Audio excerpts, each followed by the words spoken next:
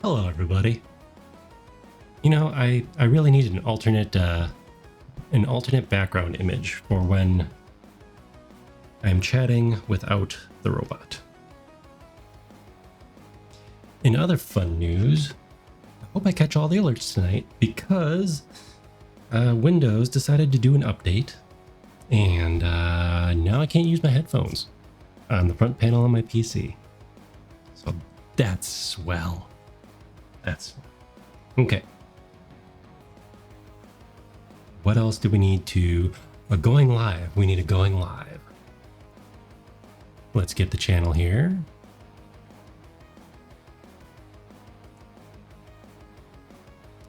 Opening links, copying, pasting, all that fun stuff. All right.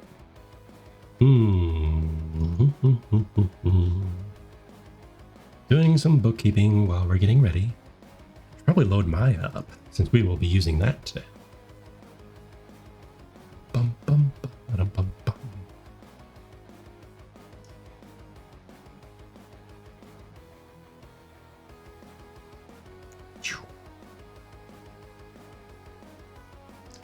All right, and let's post another one over here somewhere. Dun dun dun dun dun dun. More work on the...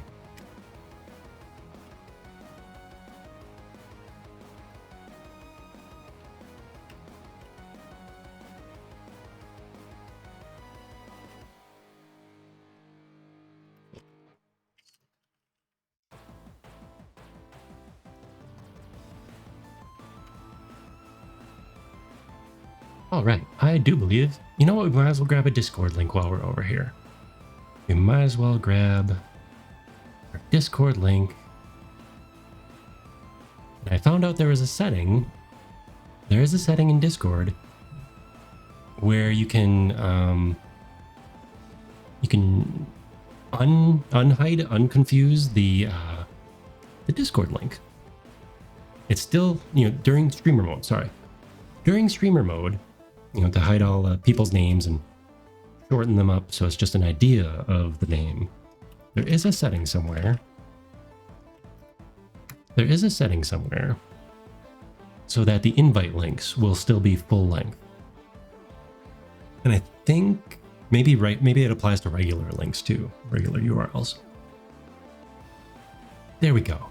We have Discord. I'm gonna pin that so more people can stop on by. And let's put the YouTube. Oh, I should really have the VOD channel in that little pop-up too. Because I've been adding some things to the VOD channel.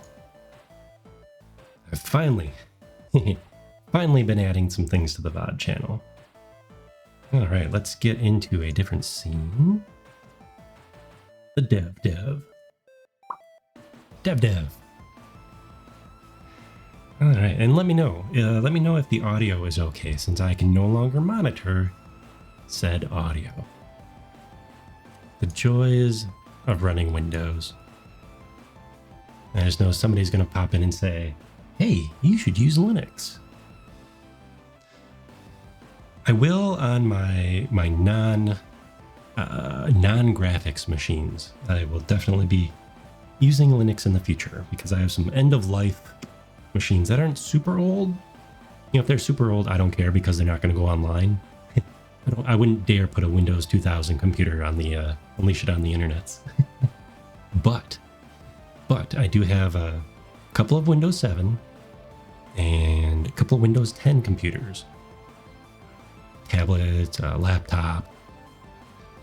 My old desktop is stuck in Windows 10, thankfully. Or is it Windows 7? That one is in Windows 7. My desktop where the power supply popped. Oh, and I can tell we need a little bit more light because my head is lagging when I look too far to the side. So if you heard that click, I have a desk lamp pointed at the wall in front of me because my monitor scene is not bright enough to highlight more of my face. So, in today's Rusty Robot project, we will be, I know I've been saying this, that we're not going to come back to the wires, but we're definitely going to add more to the wires. Except we're not going to goof around about it this time. We're going to do it right in Maya. Since we now know that we can easily import export between the two. It's very exciting. As long as it is within this group. Where is this group? Can we see everything? We can see everything. Okay. Now come on, tracking. Come on, play nice. There we go. Okay, so as long as we keep in, where's this group? Rusty's room. There we go. And a wrench is just floating here somewhere. Oh, it's on the floor. To be fair, it's on the floor in Rusty's room. So I guess there is that. Oh, we have a lovely pipe wrench. Just hanging out. Pipe wrench, screwdriver. There's a tool chest. There you go, roll around tool chest. Tool cabinet from the Polygon Town pack. It must be hiding in someone's garage. Their garage workshop, mechanic shop, something. Okay, we have the old gears because now we have freshly modeled and freshly printed gears for Rusty's neck. As soon as we get the time to print another side-to-side gear, why don't I just show you? So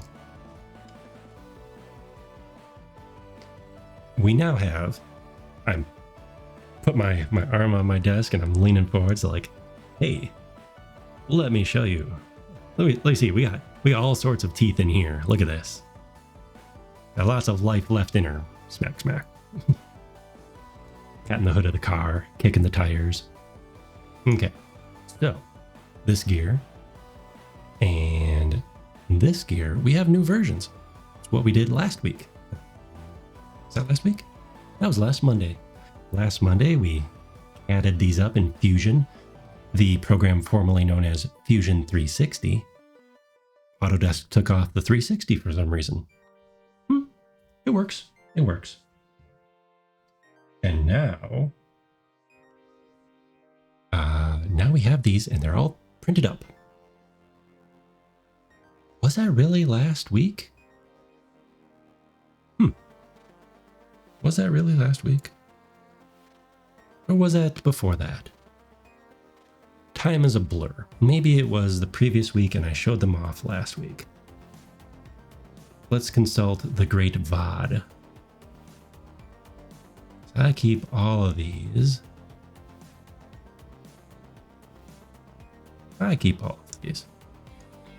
No, it was last week. We had the test prints. The test prints were on my desk. There we go. So if we consult the VOD, and I'm making a angry face right here. So this is where we were starting out, or 35 minutes in. So I was probably still chatting. Chatting and showing off. Oh, possibly the evolution of the neck. So it wasn't just me rambling like normal.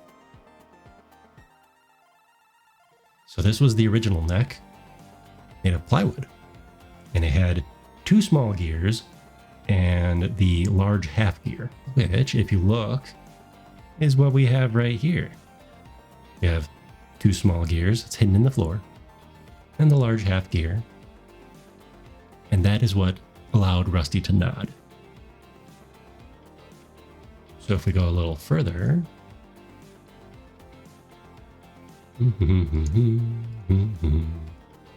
we were catting up something new. How far do we need to go? Too far? Here we go.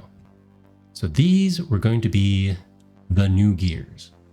This will go on the stepper motor. And this lovely large one will replace the half gear. So can we see? Sort of. We can sort of see. So this one with all these teeth. Let's see. 2.5 times as many teeth, I believe. Much smaller. The gear is the same size. Is it the same size? It's roughly the same size. So that's replacing this. And I will update the game file once I get around to exporting the 3D objects from CAD. Probably into Maya to clean them up, reduce them a little bit, because they come in way too many triangles for what we're doing here. Yeah. So they're printed. We just need to glue it on to another print of the side-to-side gear. Yep, glue it on, reinforce the connection just a little bit. You'd be amazed at how well super glue holds this type of 3D printed plastic together. It's called PLA. I forget what PLA stands for, but it is a type of 3D printing filament. It comes in a spool, and the 3D printer heats that up, draws in layers and layers and layers, and you get lovely stuff. Now, let's see.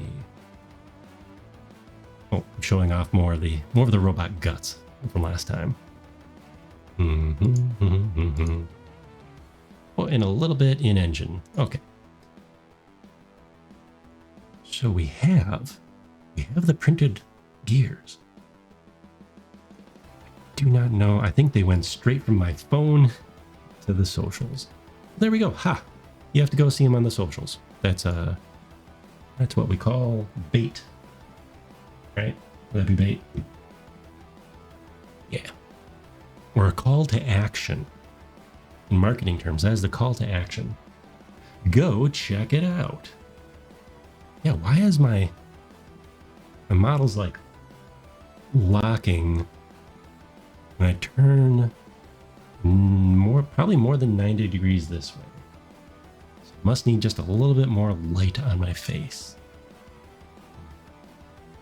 Interesting. Just check something here.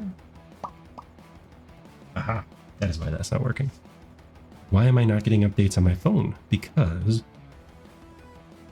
my phone was not connected to the network. There we go. Okay.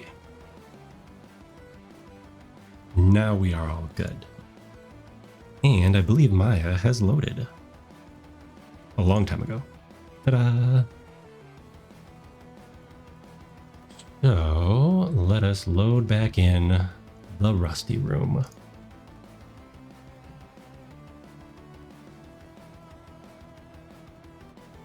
Okay, it looks like we have that where we want it. We place the window where I want it. I'm trying to crop a little bit off the top of the program. So this bright, in dark mode anyways, this bright bar, the title bar, is just off screen. This didn't used to be a problem when I was using an 1080p monitor, but we have upgraded in recent times to a 2K monitor. One that has, sadly, its own little quirks and issues. I don't know if those quirks and issues are because of Windows, because of the graphics drivers, or the monitor itself. But when I had two computers plugged into the monitor, if one would go into screensaver, it would lock up my desktop. I should say if the desktop went into screensaver, or, power down the monitor mode, it would lock up. I would have to hard reboot the computer. It didn't do that at first though, so I have no idea who the culprit is. But it was a super annoying feature and passed the return window. I love the monitor other than that though. Okay.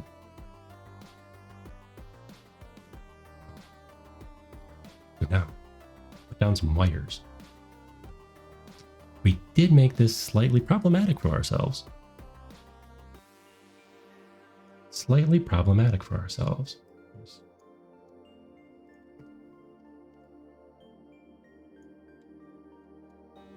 Because,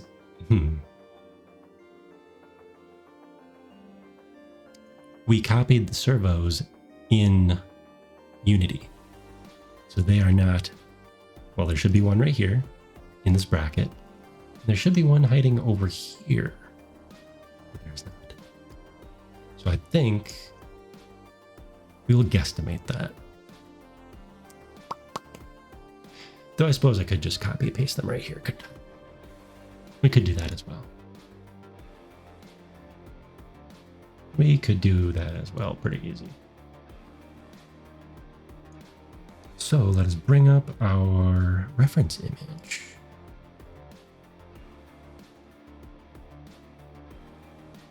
Welcome in, reference image. Reference image has joined the chat. Okay. You are looking at the IRL back of Rusty's head. This is the virtual back of Rusty's head. And then this is Rusty's head in a room that we can walk around in.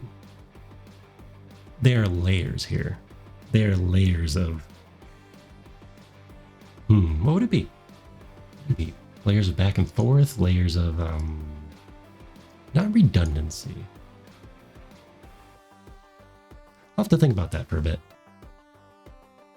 Recursive? Maybe it's recursive. Like, yo dog, heard you like wires. Or I heard you like robot head? Nah, it's a yo dog moment. We put a robot head in your robot head so you can walk around in your robot head with your robot head. We might have to map that one out. Okay, so we need this board. We need a whole bunch of wires sticking out of it. I think we can do that. We need a big old power connector. Can we zoom out? Can't zoom out. We need a couple of big old power connectors. We need one for the Arduino board. And we need one here. All right. Those things we can do.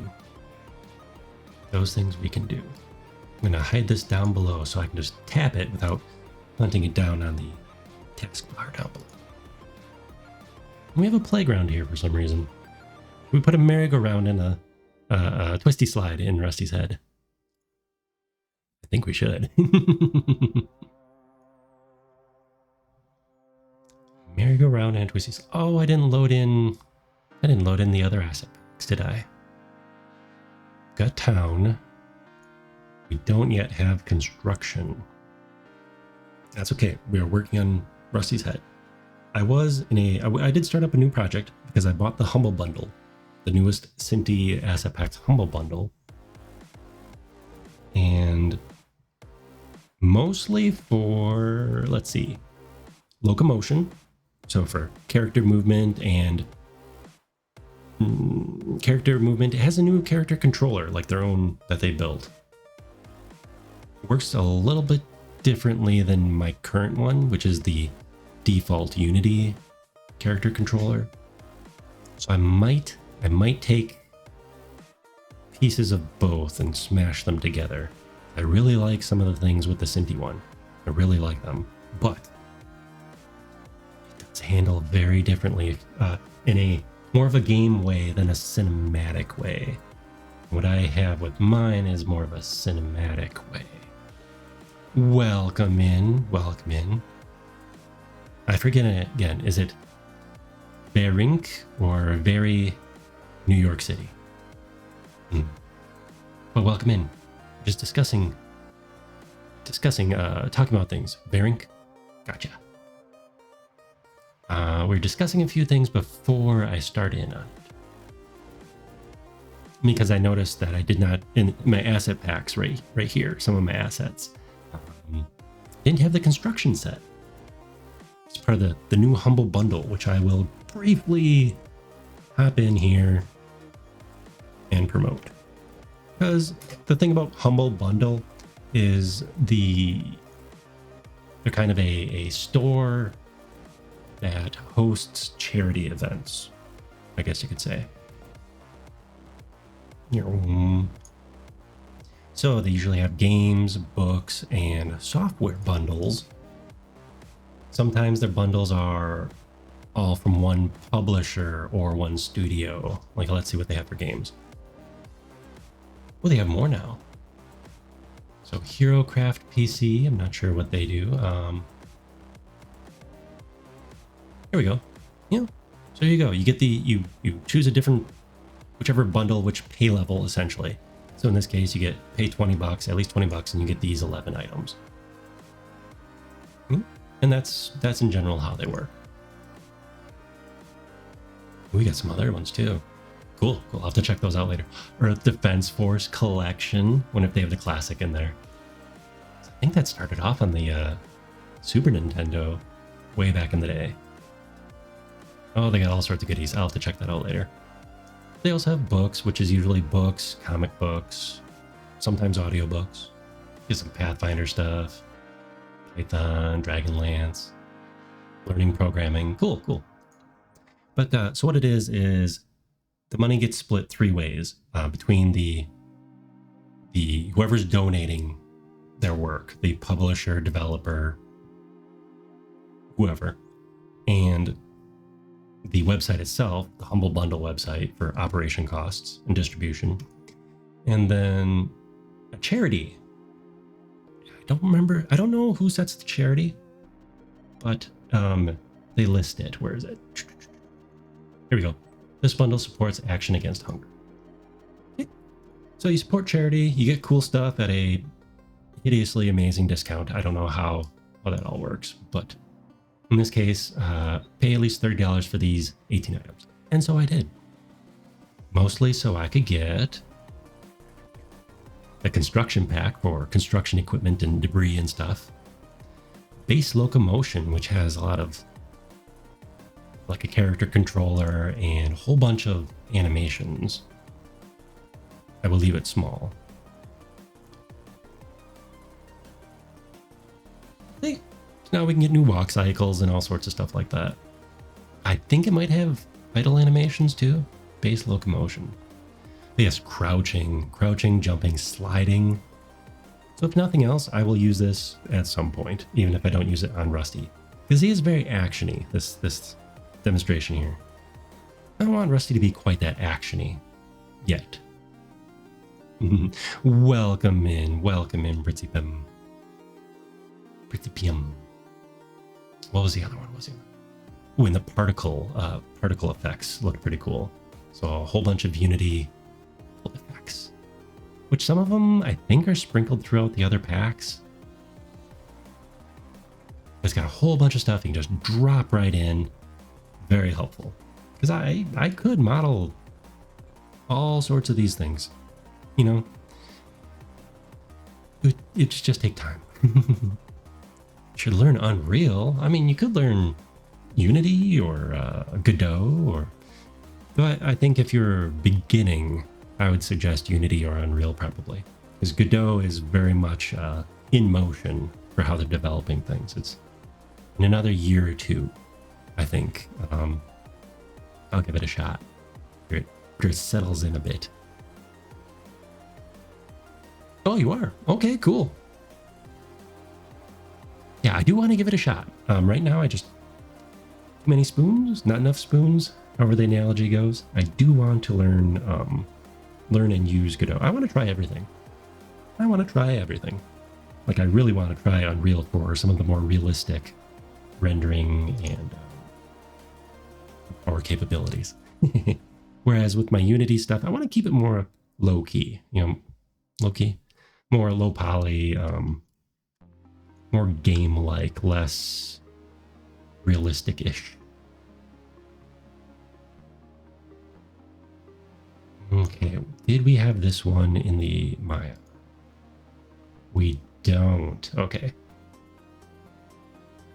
So we are going to put the board here, and then we're going to connect it to all the things over here.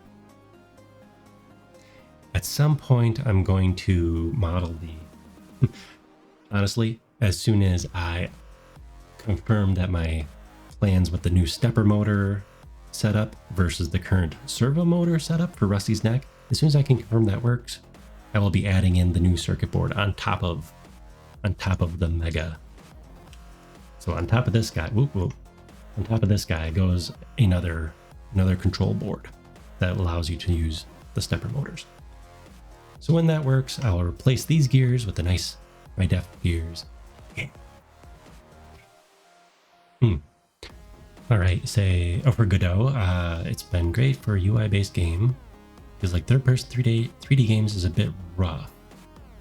Okay. Yeah, like I said, I think Godot is kind of in its getting started. You know, a lot of people are making things to improve Godot. And I don't want to be one of those people. I want to kind of jump in more towards the end of that cycle. If I had more time.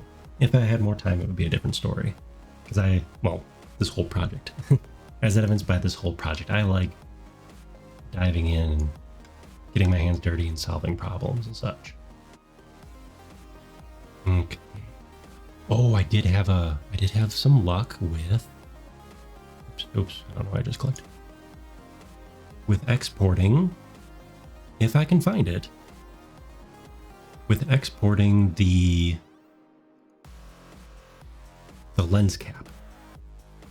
Lens back.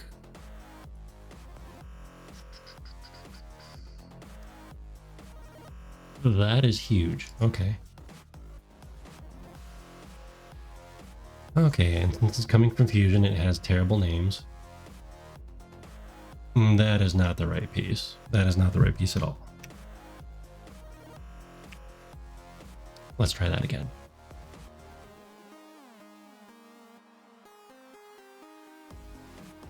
Data, lens back M42. Okay.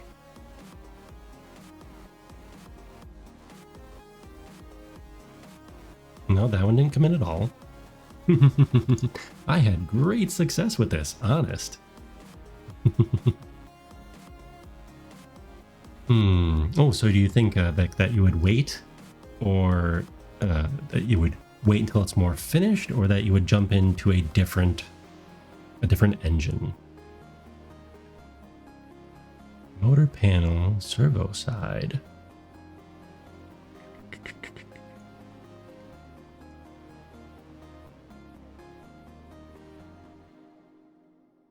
You know, I tried this before and it worked.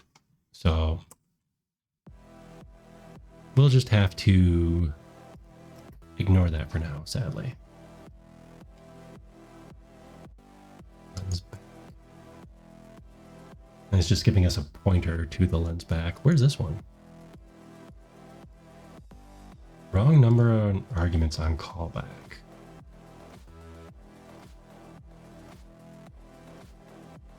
I wonder if we fix the name, it won't let us fix the name. Well, that's has a problem with the name, but it won't let us solve the problem. Yep, the problem is that the FBX file coming from Fusion has a colon in it, and Maya does not appreciate that. So that's why we are not getting FBs. Okay, we will ignore that for now then. Like 3D games after this game. Alright. Well, make sure you post in the Discord your progress and ideas. So we are always excited to see what everyone is working on.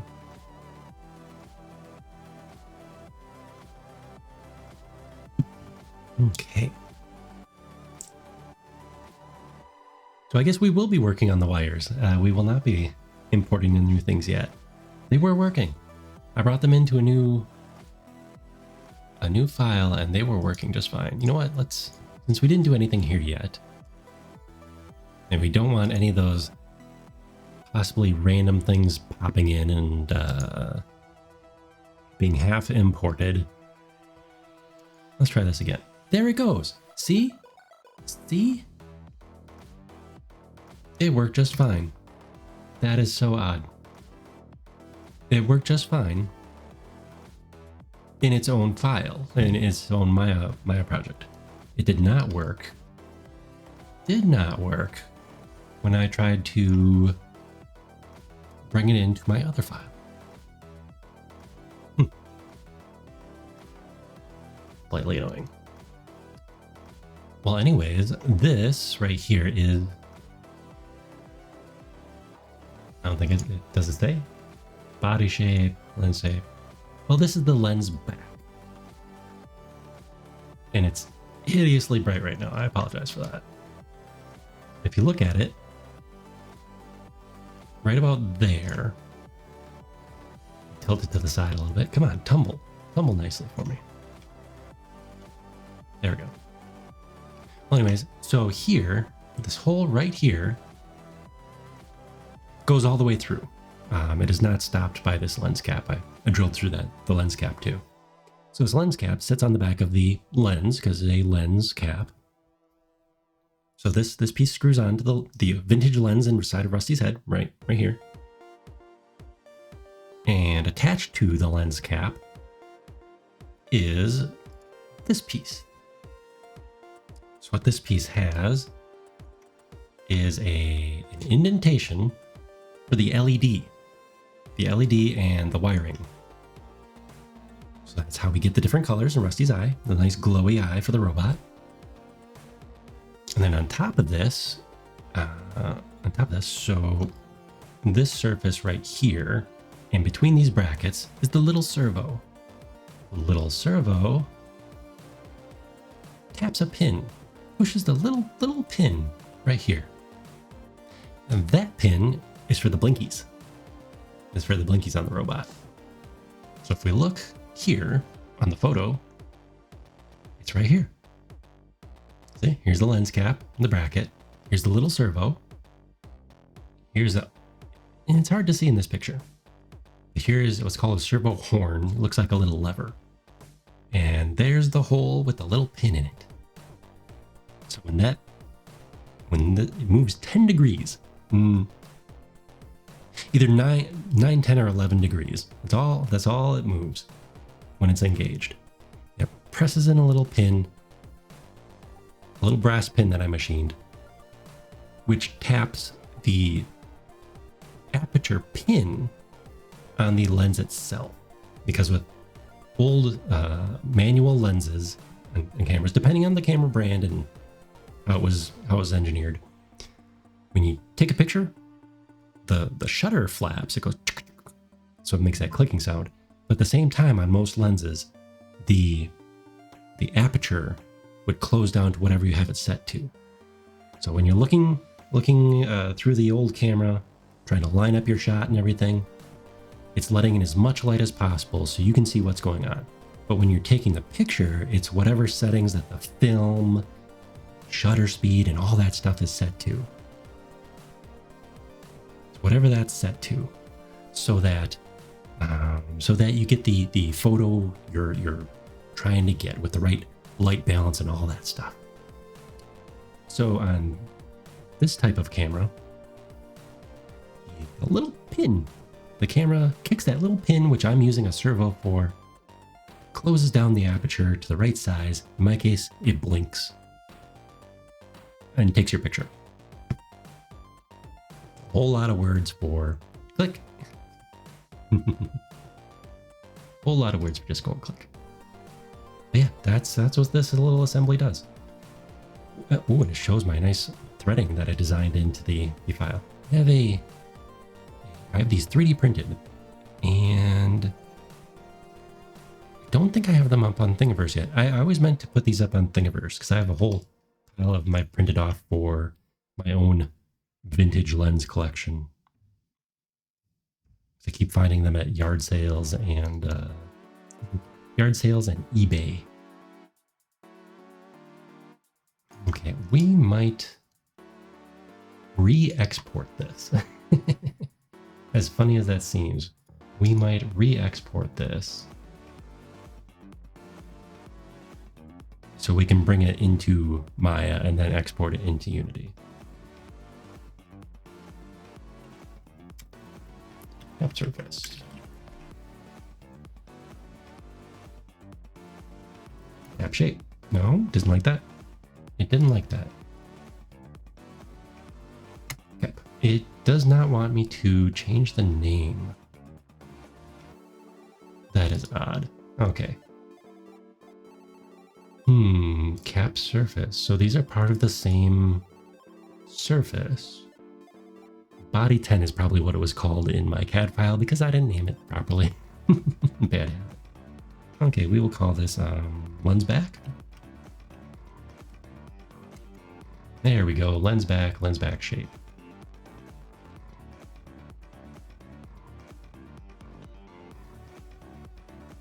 Lens back.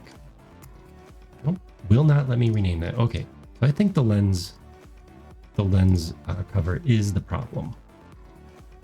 But look at all that geometry. Look at all them triangles that we do not want to bring in. We do not want to bring those all into Unity.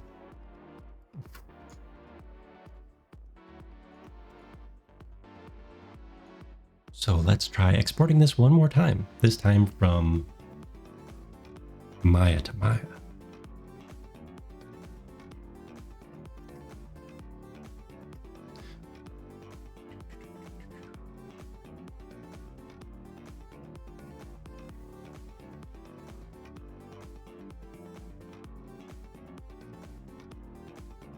Oh, that is interesting. It uses pointers. So here's what it looks like. And this is probably why it's giving me errors. That is interesting. Or constraints.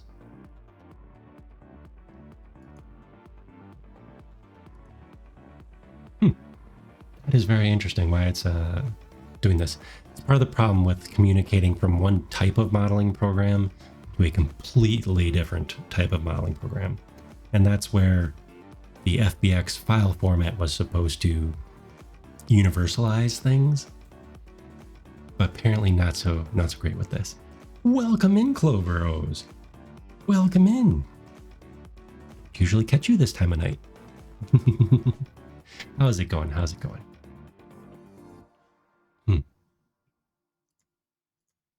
You know, there was a period of time where we didn't have FBX to go from program to program, from software to software. So if you wanted to go from, like, say, Maya to Max, or even the early days of Blender, way back in the day, you would usually have to export as like an OBJ file or something like that, depending on what you were trying to do with it. But the FBX format kind of packaged that all together, and you can put blend shapes and your material data, animations. You can shove all that in there. So it's really nice. I do wonder what happened to the competing format, the competing universal format, which was Collada? Collada, it's a .dae format, which I think I can still pull in on this old version of Maya that we're using. I do not know for sure. But I remember going between Poser, bringing in figures from Poser into Maya and back and forth, and then into a different software I can't think of off the top of my head, to put better materials and animate and such on them. But he was using the Collada format back then.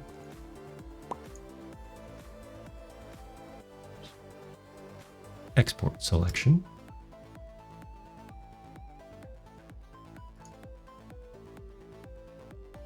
And we'll say lens back only. So theoretically,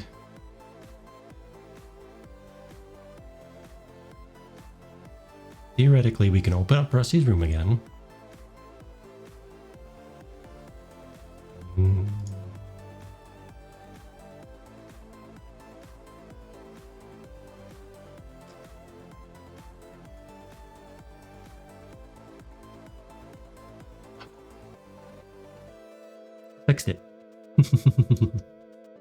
I fixed it. Too bad it's not the default gray, so it blends in with everything and makes it hard to point out things. That was a little jab at myself there.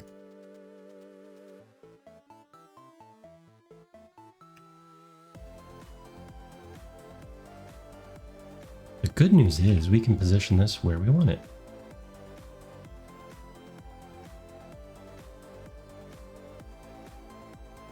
And then it will, once we position it here, we can export it to the proper place, or we can export it and it'll drop into the right place in the Unity project. That's still one of my lucky finds, that it drops right in. Right.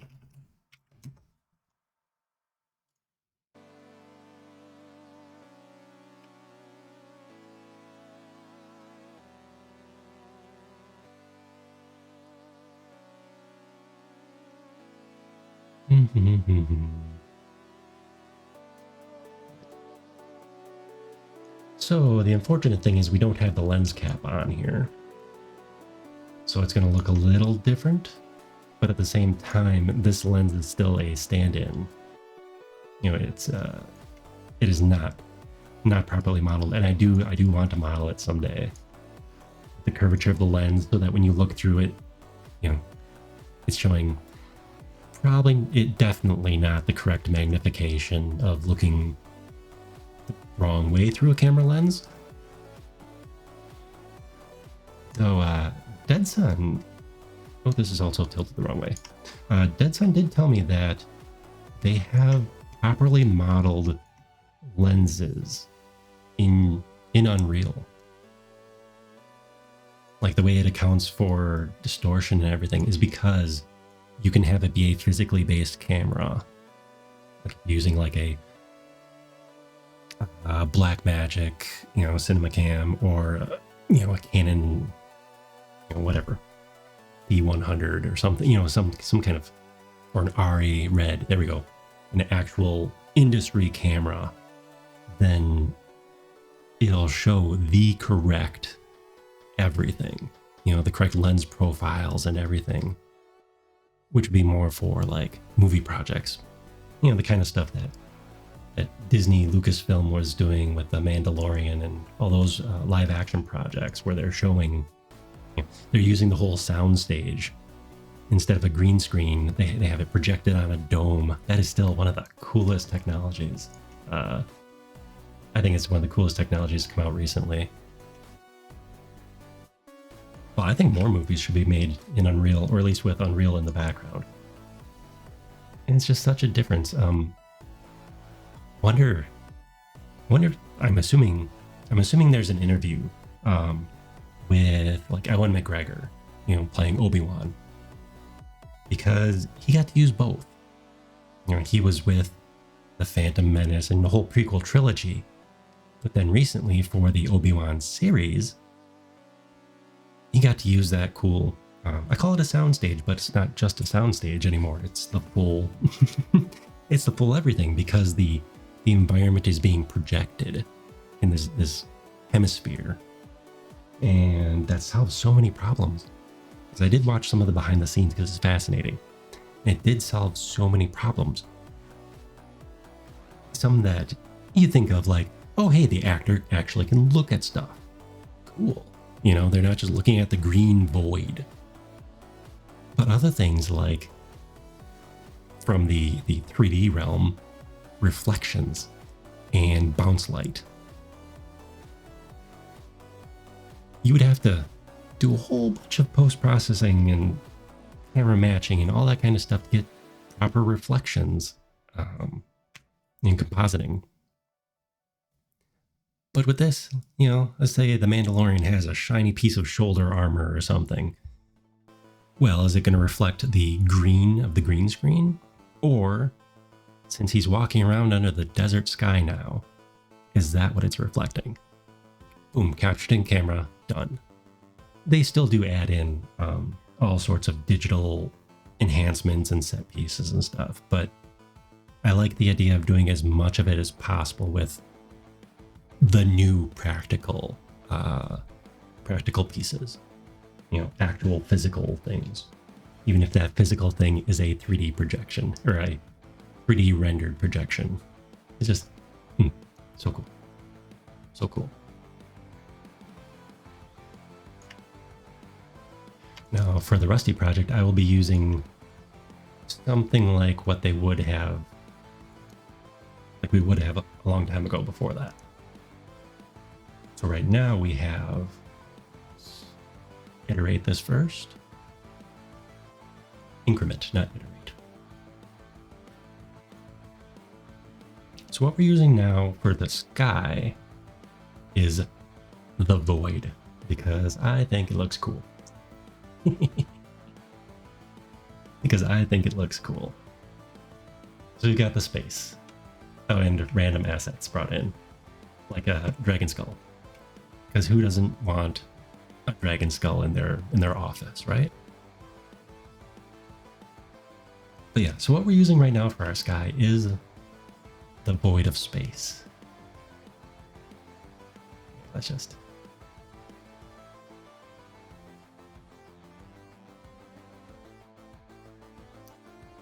And a fun thing here, we can now control the camera, or control the sunlight.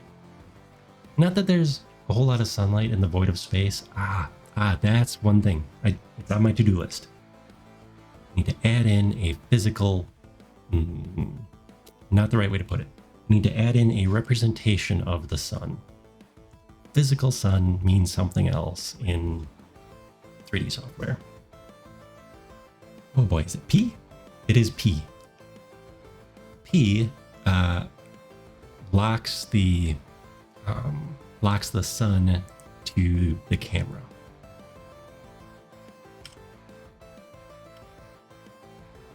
See? It's a toggle. I forget that it's a toggle.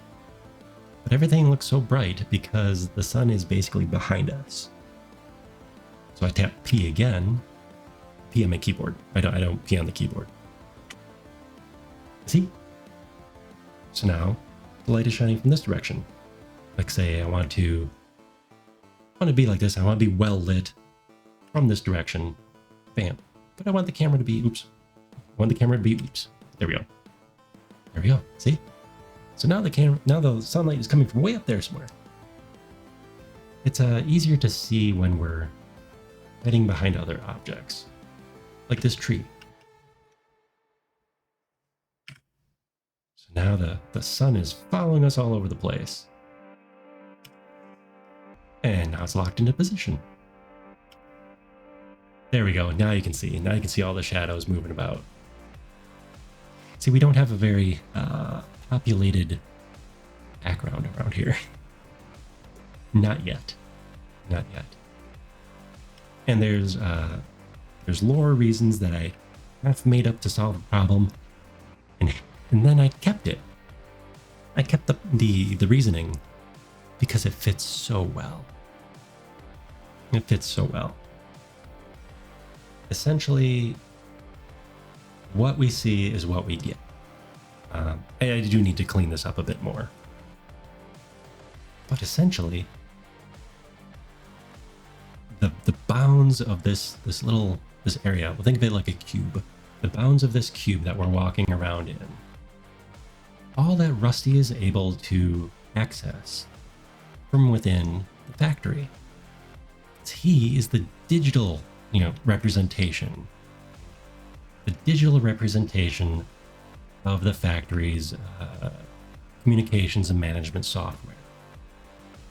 Which is why he looks so good. He's in his business suit. See? We look good. I should say we. We look good. We're in our business suit. We're not made up of a mishmash of scavenged office supplies. So this is the digital version, the avatar, the Cortana, if you will.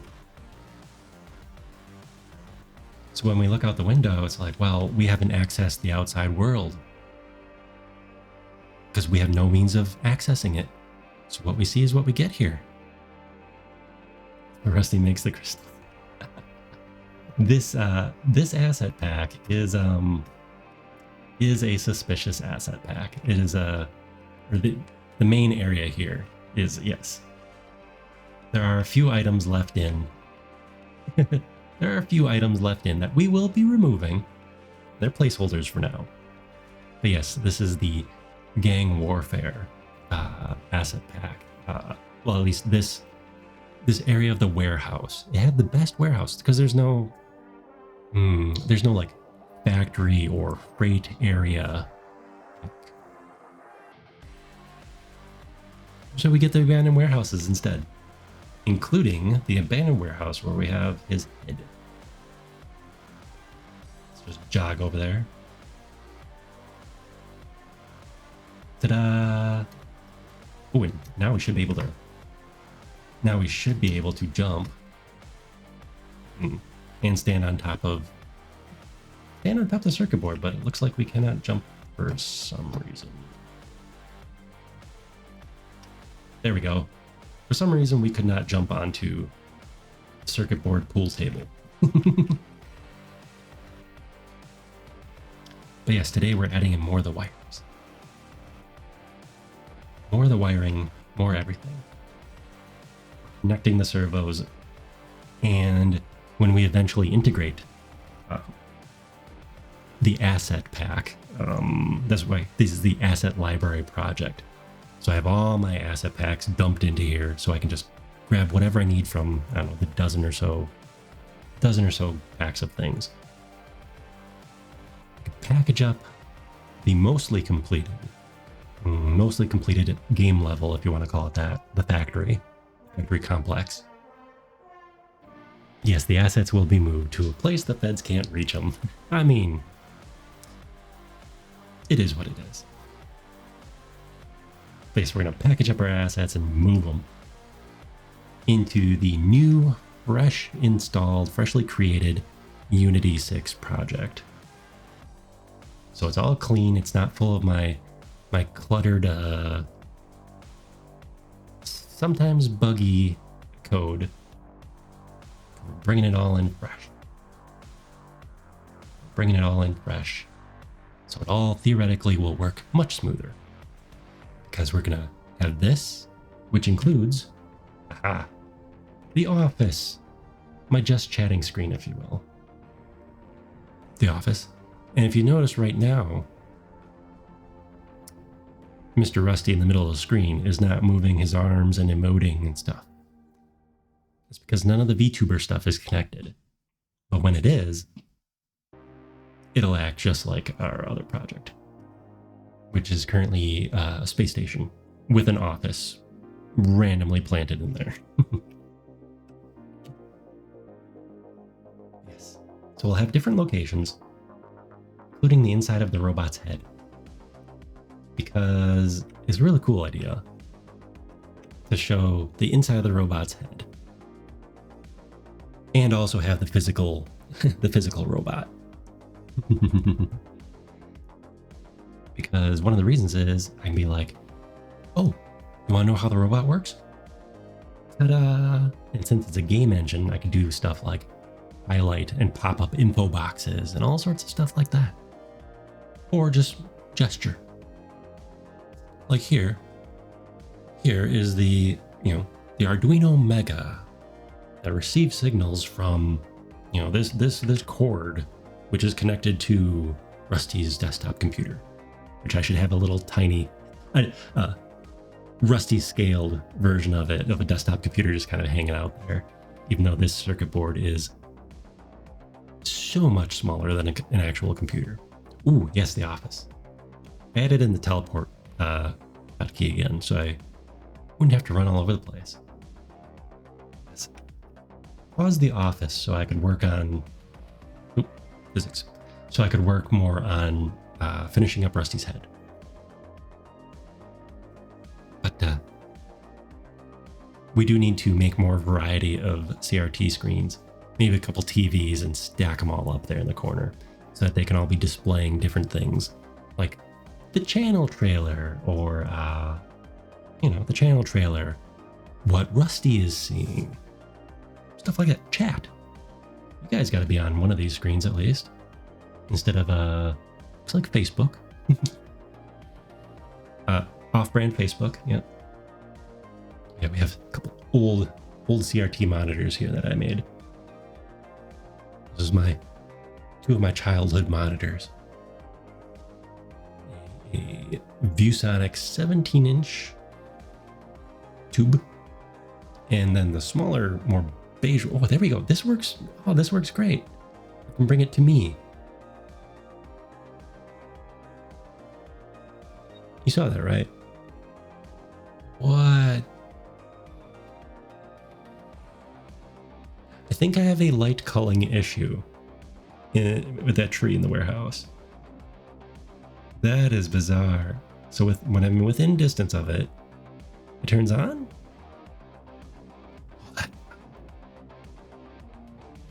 Anyways, we love lighting. Yeah, that is... I mean, yeah.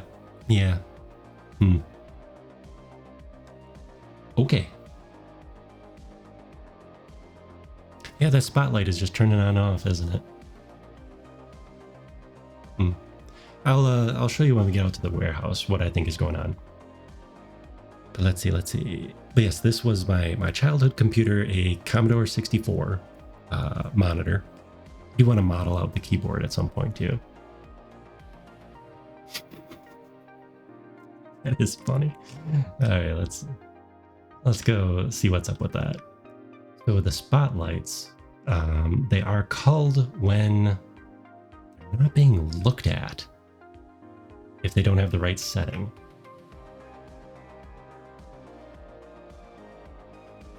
So it's the one right in front of this willow tree, which was part of my testing for nature reclaiming the factory. Because this is the abandoned Rusty robot factory, right? Okay. Lock the camera. Leave it in play mode, because we can do that. Okay, let's go find our dude.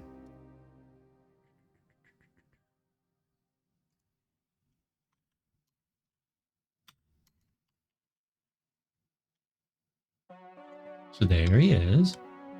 And which one of you is malfunctioning?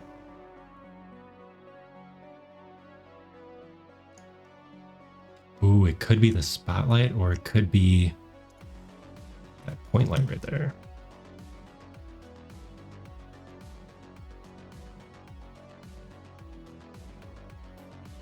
So let's do some debugging. We're over here. We're returning.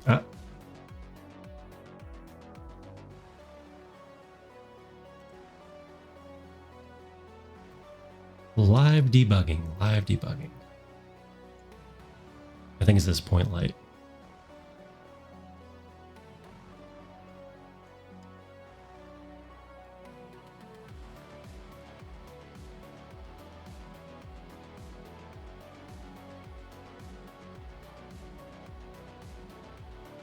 No, the point light is on. It is the spotlight right next to it. That guy right there.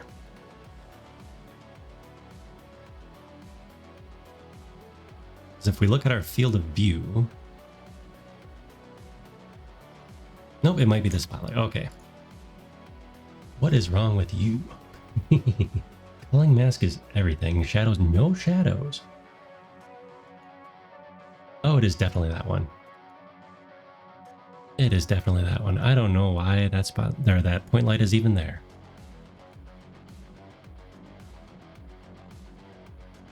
So we're just gonna turn that off for now. So that was really, I was kind of wondering why the office was so bright.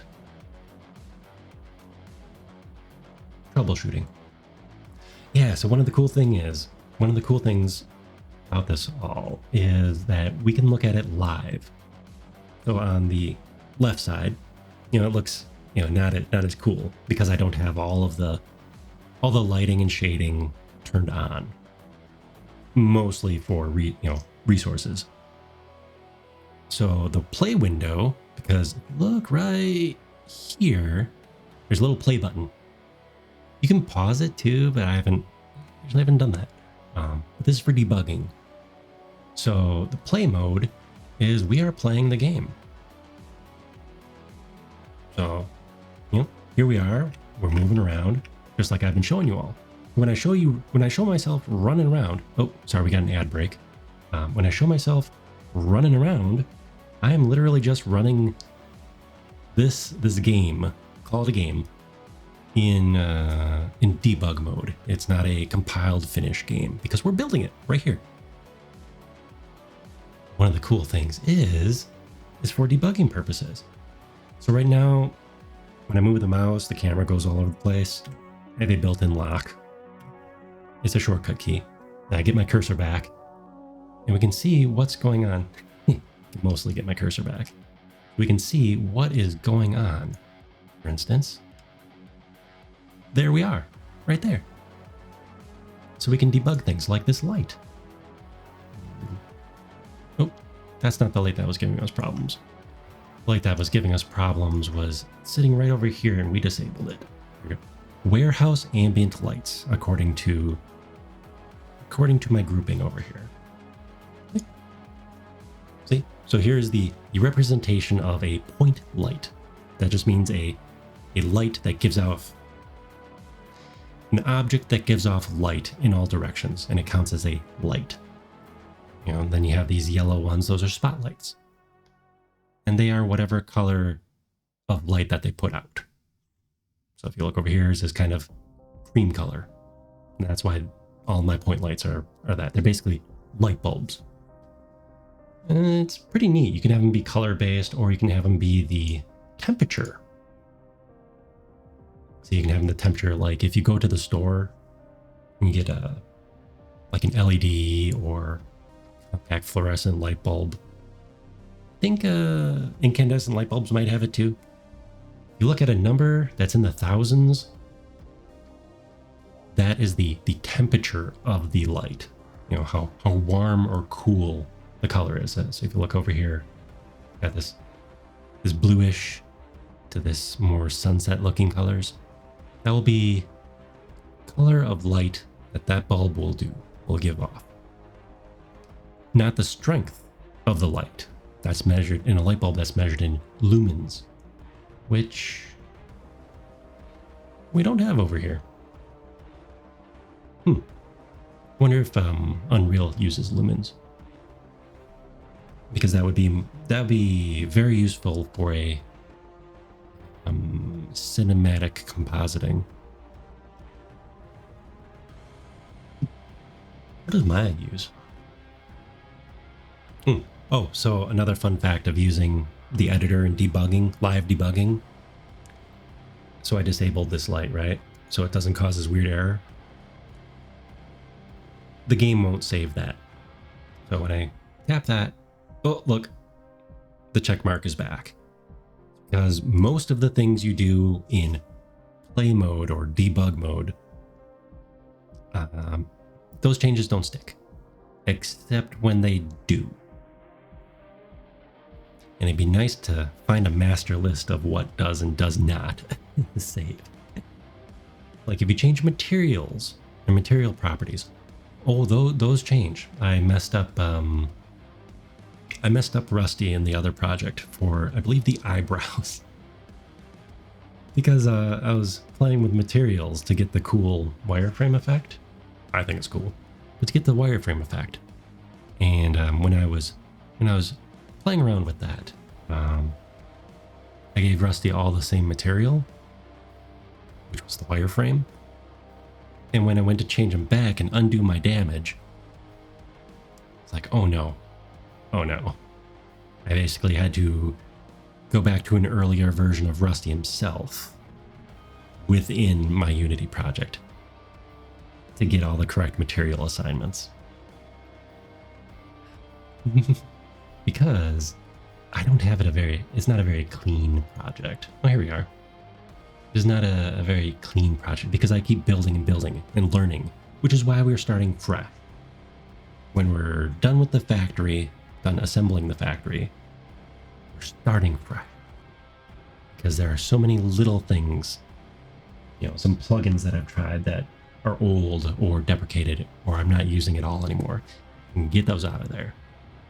and it is easier to start fresh, especially since I switched to the updated Unity 6, which solved a number of issues I was having. So it's gonna be nice, this project. This project is a different project. There we go. Where's Maya? Here's Maya. Okay, so we have the lens back. We don't have the servo that goes in the lens back. So I might just pop a cube on there for now.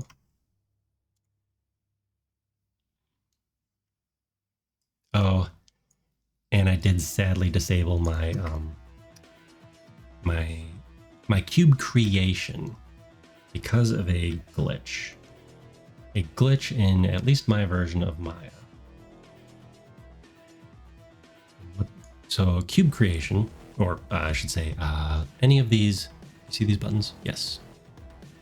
You can do interactive creation, which makes sense and is how you do it in modern software, even in Fusion. So let's say I want to make a cube. Okay, so you click on whichever plane you're creating it, X, Y, or Z. You just click and drag, and then you go into a different view and you do the third dimension. Very nice. I can only do that about 5 to 7 times within my version of Maya before I get errors. Errors like not being able to see the properties of items is very odd. I didn't catch it right away because I'm not always, when you're boxing in things and creating them, you're not always looking over here at the properties. You're stretching them around and moving vertices and all that fun stuff. So I didn't pinpoint what was causing the problem for a long time. For a long time. Until I started noticing. I just started noticing. It's like, hey, what is going on here with this? With all these shenanigans? Okay. I have.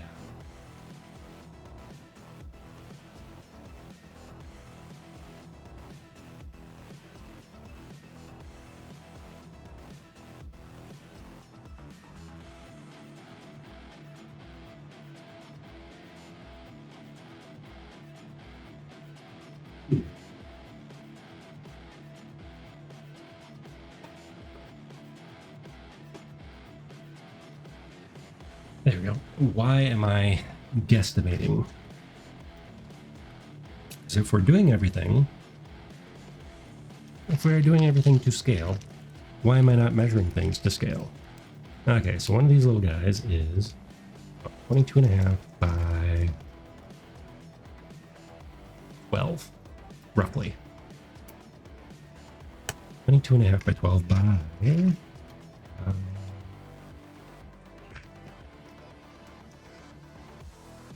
23. 17. 17, okay.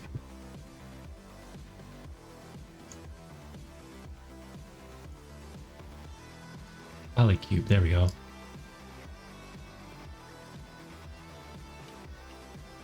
Oops.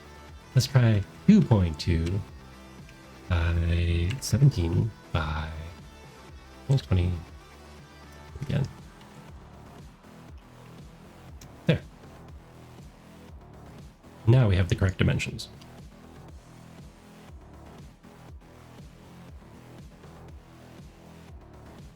That is not the correct dimensions. 12. Oh, that is the correct dimensions. From this point. The point that fits within the box.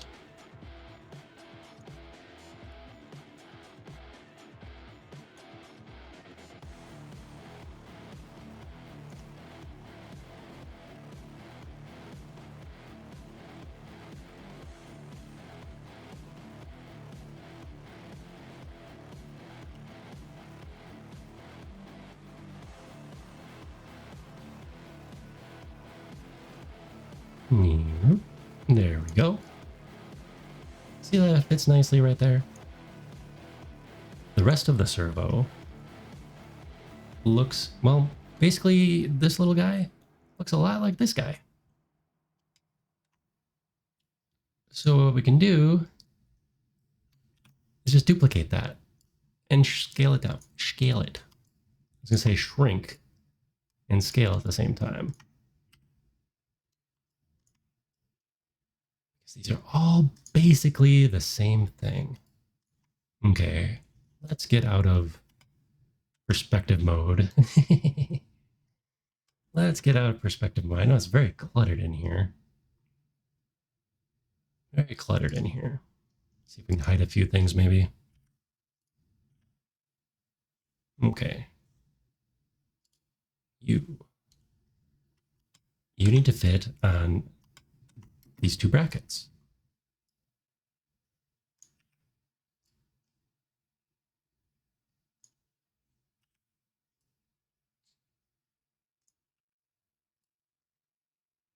But you don't need to be perfect because we are not 3D printing you. You've already been 3D printed. You are for looks. You are going to be because you look good.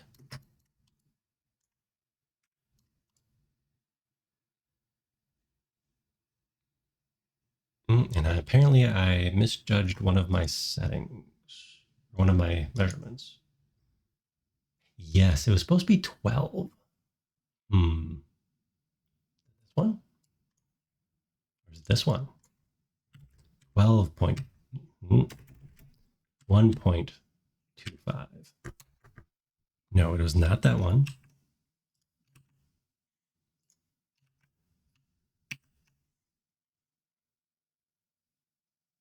Which would make it this one.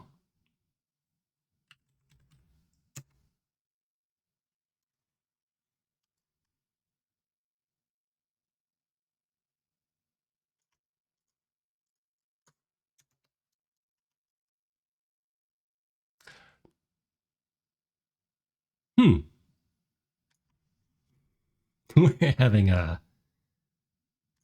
mathematical problems today, aren't we? We're going to play with this until it works. Okay, let's see. You are the height. So you will be 2.25. You are the depth. You are correct. Oh, that was easier than I thought. That was easier than I thought.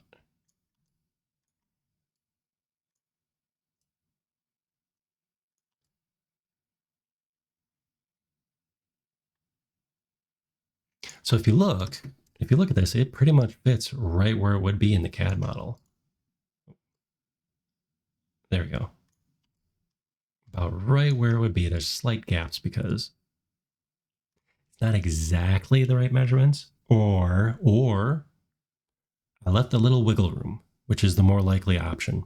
Because 3D printing, with a consumer hobby grade printer, not super duper precise. It'll get you most of the way there, but usually I do have to do a little bit of trimming. To make things fit. Whether it's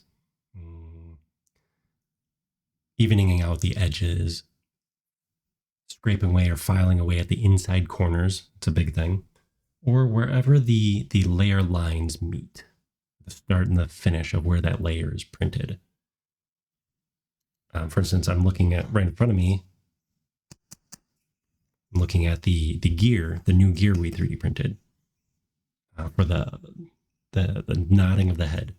And if I look where it decided to join, to start and end the print, or to start and end printing an area, there's like a little seam. So I had to take a little round file and file away the plastic to smooth it out right there. Especially since that is a critical place. It was the pivot point. The pivot point for the whole gear. And it had a lump in it, a seam. There we go. That looks nice. It looks nice, but also wrong.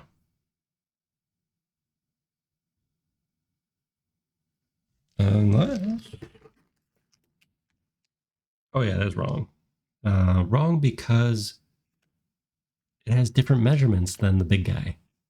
Oh, that is interesting. What is wrong about it? So this hole right here. Okay, the whole point of this servo is that the lever, the horn is called. So the part that the servo, the little motors move, is supposed to tap on a pin right here in this hole. Go right here is the little lever. It's called a horn. Not entirely sure why, but see, so there's the hole, there's the horn, and there's the servo. The small the small servos and the larger servos are mostly similar. You can't really tell from this tiny photo, but they don't quite line up. So on this guy,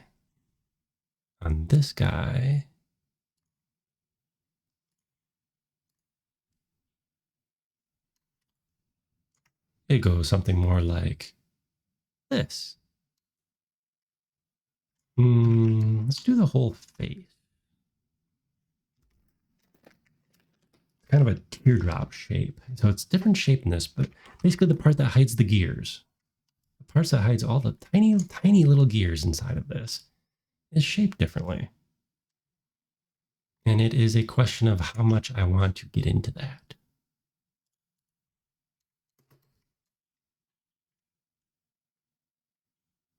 So come on, zoom nice.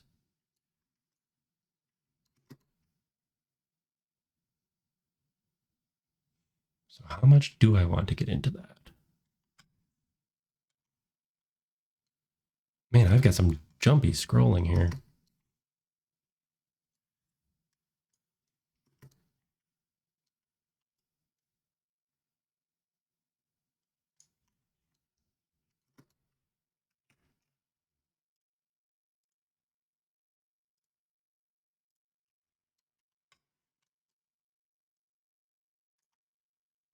Let's see what this gives us. And we will decide from there. Because I might just cheat a little bit. Oh, it's its own piece. Why is that its own piece? I did not realize that.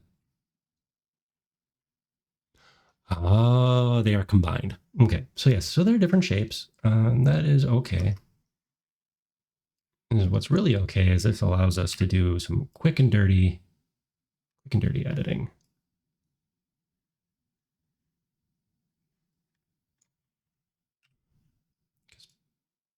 We'll say past Rusty planned for this. Past Rusty planned for this. Servo cap.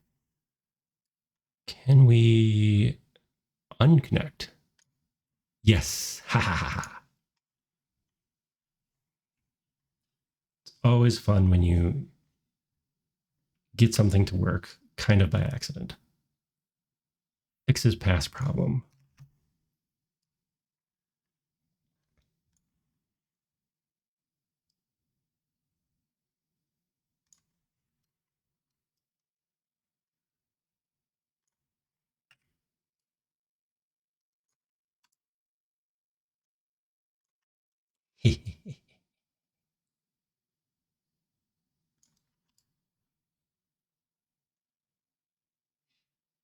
You know, I'm going to say that's close enough. I'm going to say that that is close enough. Clean it up just a smidge. And let's see, reconnect it. Poly separate. Is it going to give me grief for poly reconnecting? Does it even matter? It might not even matter.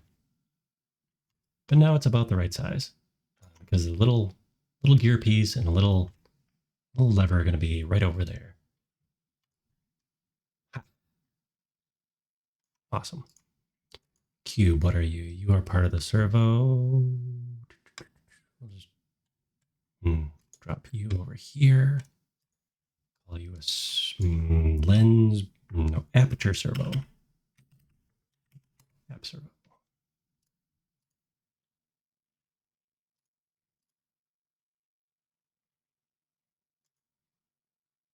Let's make it our lovely dark gray.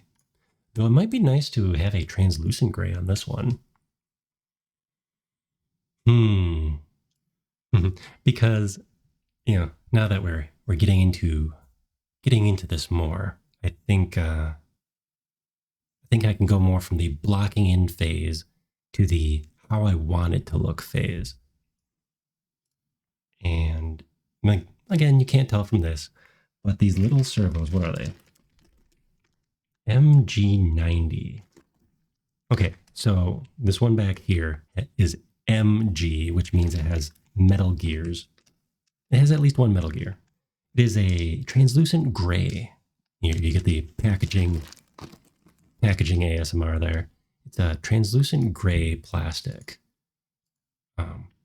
The smaller ones are the, let's see, screenshot there. The more budgety ones are blue. That's, again, a translucent blue. Those have plastic gears, which are fine for most things, especially when you fix them up a little bit. You add a little bit more grease in there. If you don't, they are noisy, which is why I haven't been using them in the project. Yeah, I'm not using any of the blue ones except for placeholders. Ooh, other fun fact. This one right here, the one that's currently inside of Rusty's head, it is garbage. For some reason, it decided to turn past its limits at some point. I forget which stream that was. One of the past streams, not the last stream. I think it was the first SimCity 2000 stream, when the eye went a little wonky and I had to put the robot on pause because the aperture servo decided to swing past where it was supposed to go and locked up and started grinding. So that one has to be removed and replaced. Luckily, I have a few replacements because they're not terribly expensive, those guys. The ones that are expensive are the two larger ones on his neck. They are more expensive than when I started this project too, so the replacement cost. I think the replacement cost is like $24 right now, just for this little guy right here. Okay, let's see if we can get some wires going. This wire is okay. The one with the tape is the LED, and the one coming out the top, which makes sense. That one is for the servo. So the cool thing that I figured out with the whole servos, let's save first. Oh, no, first. There we go. All gray. Not translucent gray, because that's where I was going with. That's where I was going for this. A servo gray. Let's make a copy of, there it is, servo gray.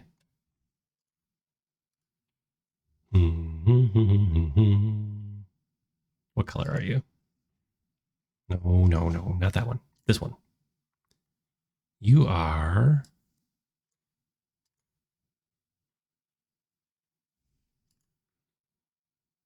You are misbehaving. 102. Okay. So let's make ourselves a new material. Before we get into the cabling, I just remembered this. Fong, huh? Yeah, I guess we have to use... we can't use our matte gray, that, or our Lambert shader that we use for everything. That's why we have a lovely matte finish, non-shiny robot here, because I use a non-shiny material. Simple solution, simple problem. You don't want shiny? Don't use something that can make shiny. Servo. Let's call it servo translucent. make it roughly the same shade. 0.1. And bump up the transparency a little bit. How much?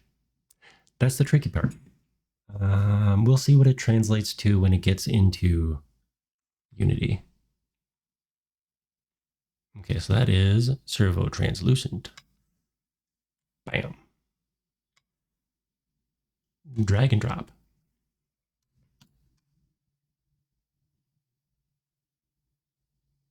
Probably a little bit, just judging by the viewport here, probably a little bit too translucent. So we'll chop that down just a little bit.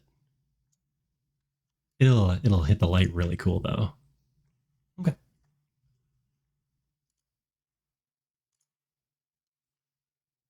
Yeah, I wonder how that'll look with the more of my, I don't want to say cartoon shading, but the whole shading style that I'm using, this flat shading. I don't have a whole lot of translucent materials. Okay, now we're gonna save and we're gonna start drawing curves. I'll see if I remember how.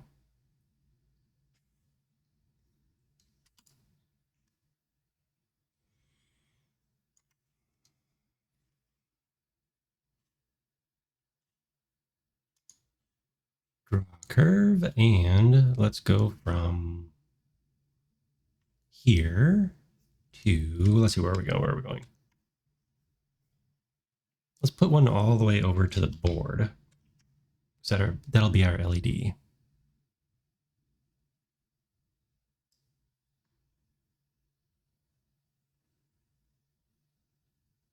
Let's put it right there. Isn't that neat how you can just draw?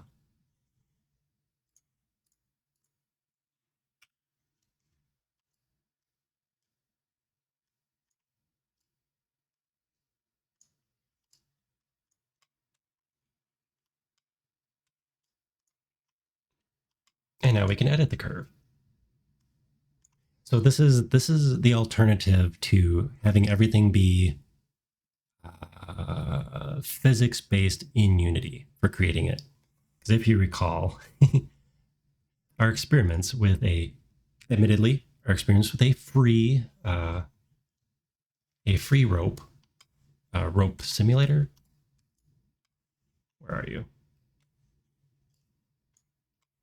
There. I mean, you get what you pay for. And for background stuff, this is going to be great. Okay? Notice how it's stretching, moving around. It's not interacting with things, which is not super useful. Oh, look at that. Nice. But I want to make a complex chord, complex chords laying around. This one in the ceiling, not super complex. And I did that with a different method. I did not do that what we're doing right now. Okay, now where is our edit? Edit. Points.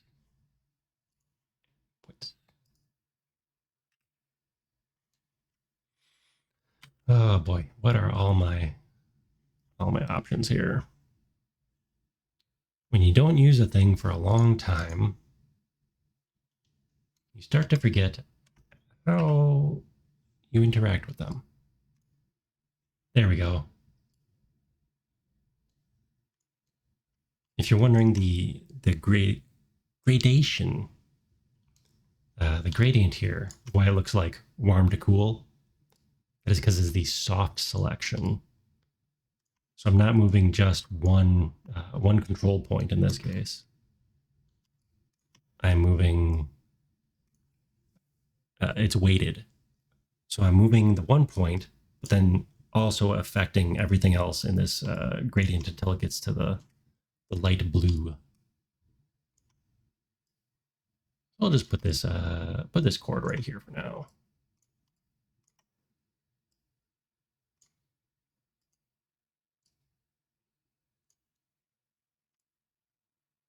And we want it to be draped along the floor. Oops. Draped along the floor until it gets to a circuit board. And at that point, raise it back up and plug it in.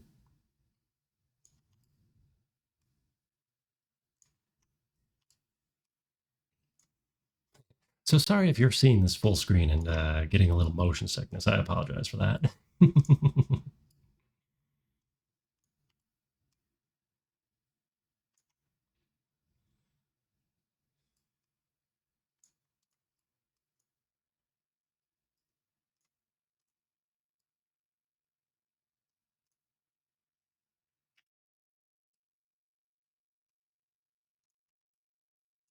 There we go.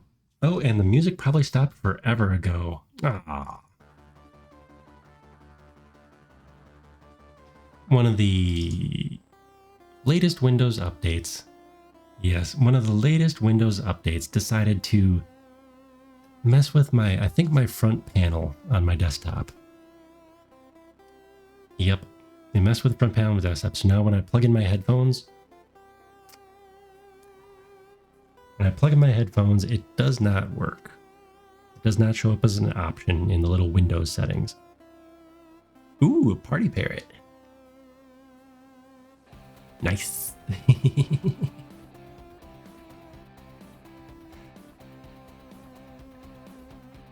Interesting. So it's interesting that it shows up correctly in, well, I'm seeing it in OBS, but it does not show up in my chat box. Oops. Whoa, geez.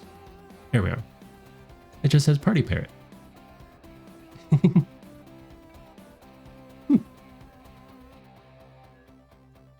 And I can't even click on it to see, is that a 7TV emote?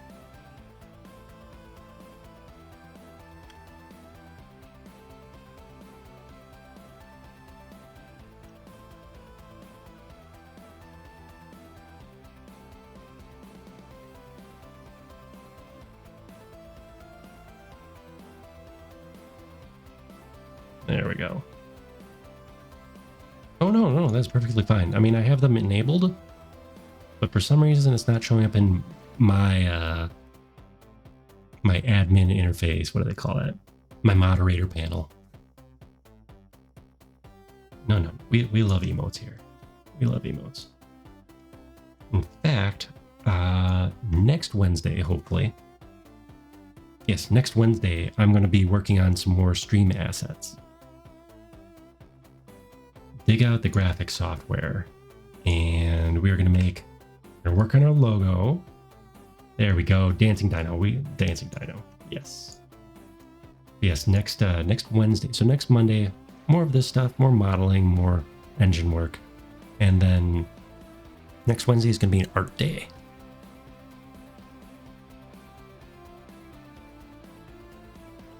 Yep, next Wednesday is going to be an art day, so we can finally vectorize my logo that I worked on. Ooh, it was a stream like last September, I want to say. So we have a logo for the Rusty Robot Factory. Let's see if I can pull that up here.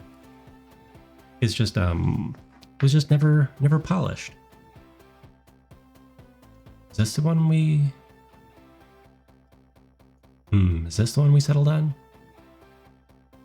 This one might be the, actually I have to dig through my notes. It might be this.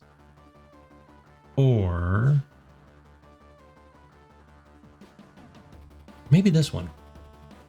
It's in here. It's in here somewhere. But yes, when was this? Rusty logo, idea 7 with an 8 in the middle for some reason. Who knows? We have a whole bunch of them. How it started. Here we go. Tangent. I believe I still have the tangent tag in the stream tags. So here was the font we started with. It's an OCR font. Give you that nice like 80s, 90s techie look. Experimenting a little bit. Different iterations. Ooh, refining.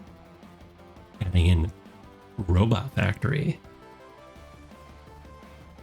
A little bigger. A little more slashy. A little more like a Star Trek Next Generation looking.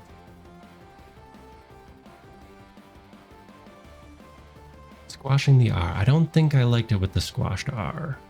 I mean, this isn't scaled properly. It's just literally squashed. There we go. And I think, if I'm not mistaken, no, this was probably Photoshop. I was just thinking, it's like, did I do this in Paint? I might have. I know I was sketching out designs in Paint because I don't have Photoshop on this computer. Because Adobe removed their activation servers for my ancient perpetual license. So when I built this new computer and tried to install it, no go. Thanks, Adobe. But I do have older computer. I do have an older computer that has it. Just fine. Rude, I know. Apparently though, it is too old to run properly on Windows 11 anyways. Yeah.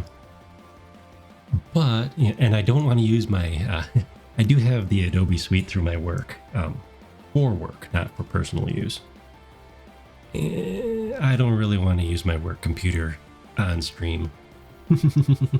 Because for one thing, many cloud products like to say, welcome real name user, part of real organization. Hi, we're glad you're using our software today. Would you like to know the new features, or would you like some help because I'm so intrusive and you don't know how to run your own software that you've been using for 20 plus years?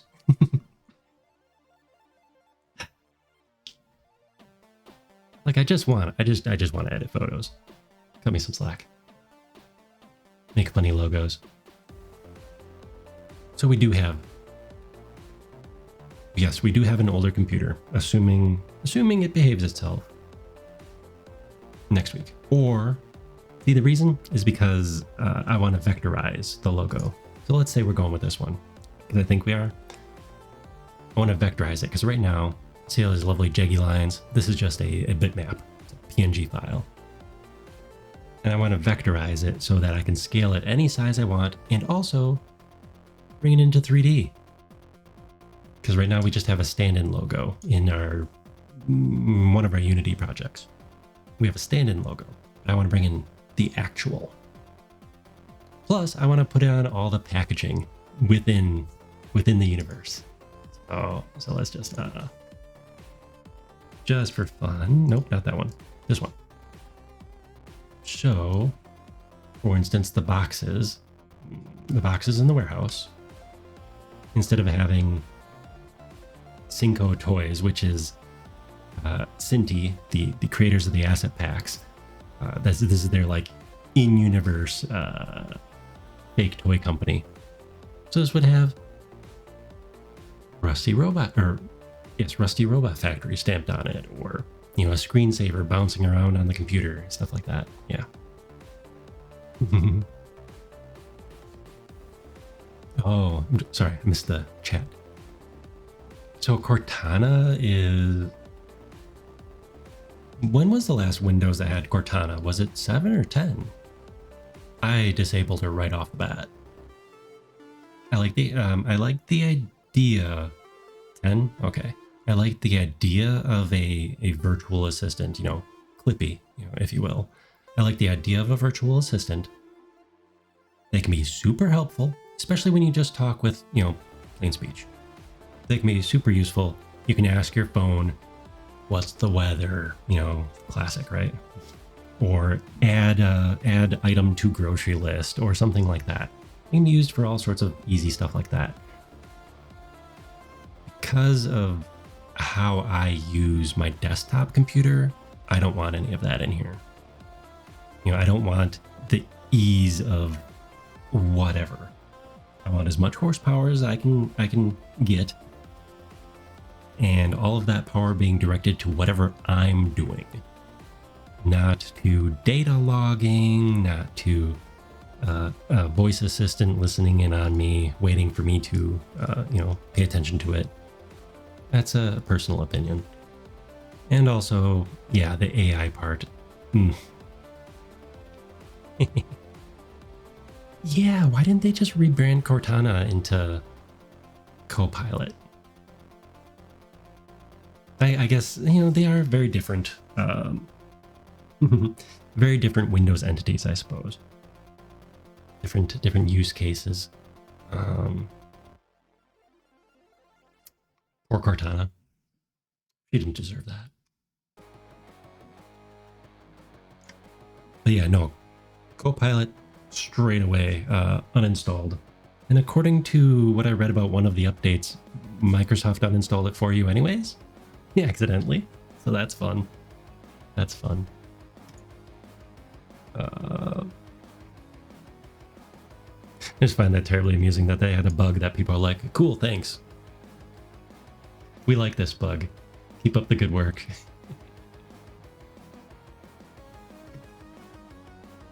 Okay. Where were we? We were going to draw some more cabling. We got one cable. Let's do... Oh.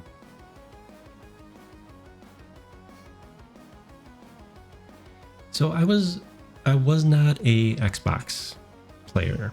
I had friends who played Xboxes, so I played Halo and such. A rare time when Microsoft does the right thing. It does something right. Not the right thing, something right.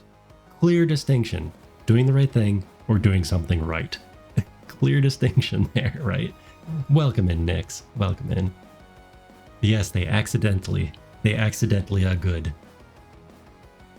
Where is this servo plugged in? I should figure that out before I draw it.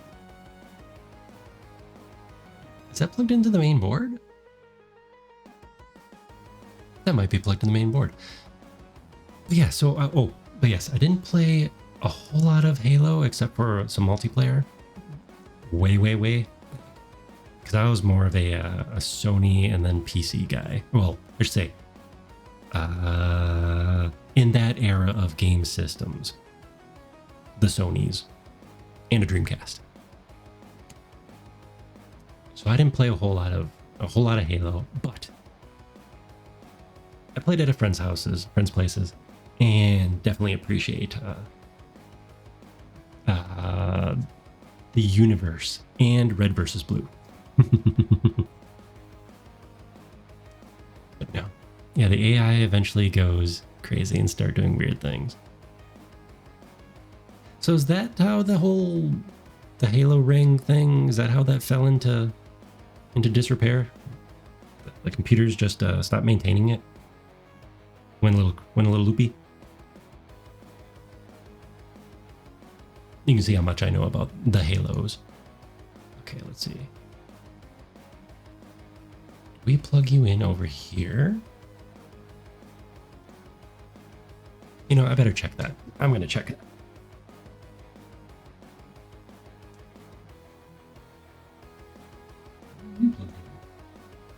We are unplugged.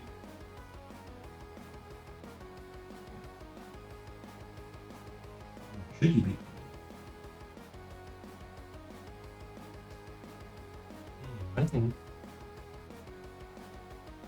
I think you were supposed to be plugged in the board that we have not created yet. A weird predecessor race.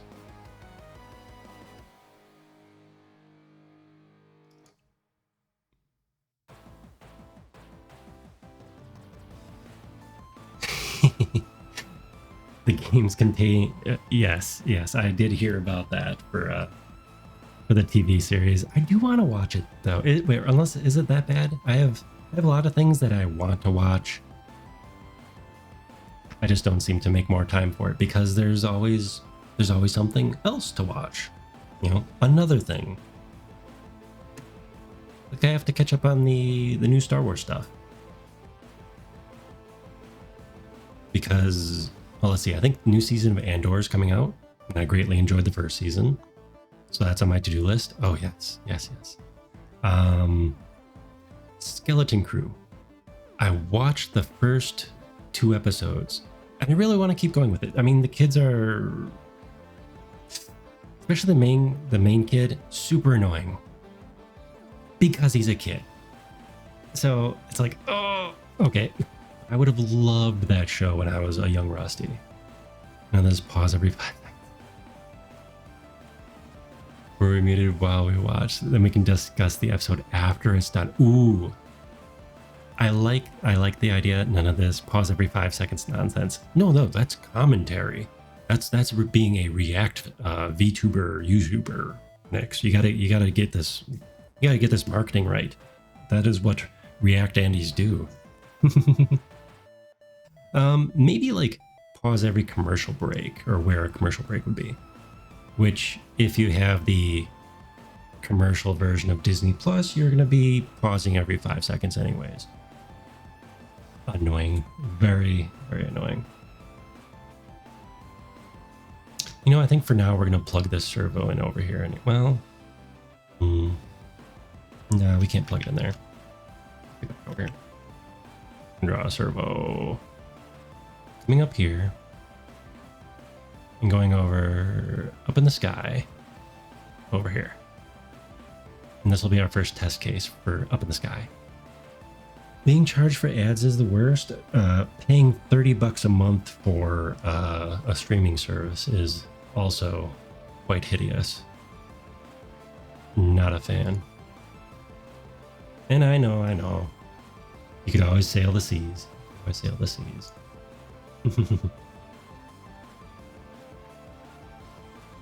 Oh, you've been part of watch parties where they do pause to talk about it all the time, because you don't get to be in the moment. And it would really depend on how you are consuming it.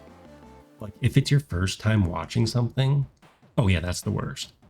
But if it's something that you're like all discussing or talk, like you've all seen it, and this is the watch through where you discuss the thing, the show.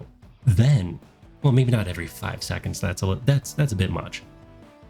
But yes, pause for discussion kind of thing. Yeah, it all depends on how you're consuming the media.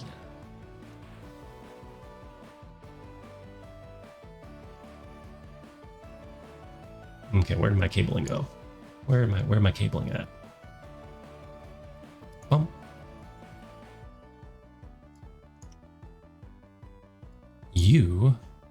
Oh no, this isn't the ceiling. This isn't the ceiling. You go up here. Might as well start it off in the right spot. You are going to be dropped down here to our circuit board we haven't built yet. Kind of hanging from the ceiling. Maybe add some droops. Oops, get back over here. Maybe add some droops in. It's not quite pinned into place. But yeah, being charged for ads is the worst. We're seeing how it goes in our household.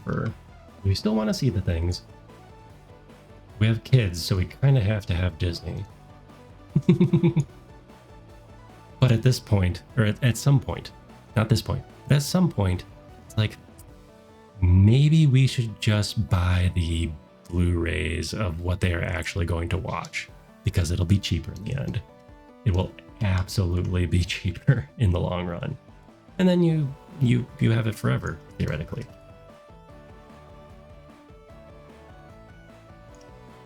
So it will reach a point, and I think it'll reach that point for a lot of people real soon.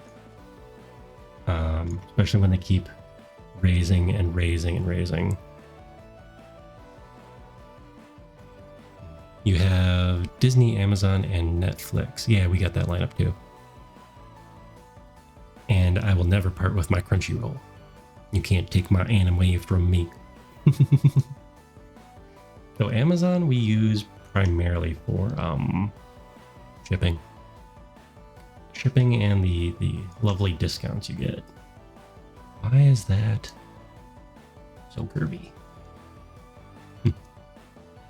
Okay, so that one's hanging from the ceiling.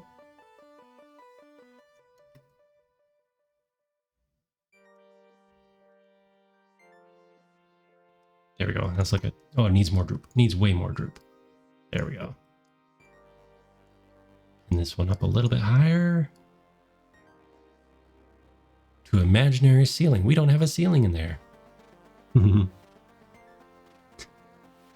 It's cheaper if every household goes in together for the family passes on everything, but no one trusts you on it. This is true. This is true. Now, one of the things I'm happy about is now that we have the faster internet, the lovely fibers, no more buffering. When you hit fast forward or skip ahead to a chapter, bam! Oh, it's so nice. It's so nice we have that luxury now. All right. Okay, I've got a couple of... Oh, that wouldn't sway like that. That wouldn't sway like that. Let's see. Move that just a little bit. There we go. 3 dimensions is fun sometimes. Funny sometimes. Yeah, the family passes, you know, like a lot of things, bulk. Back in my day.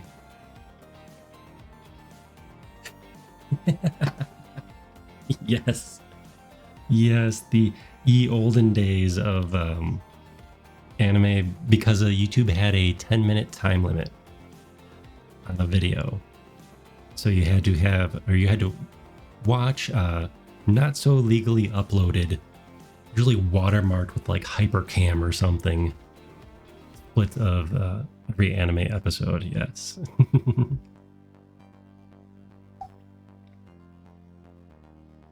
The good old days. The good old days. Unregistered Hypercam 2. Yes.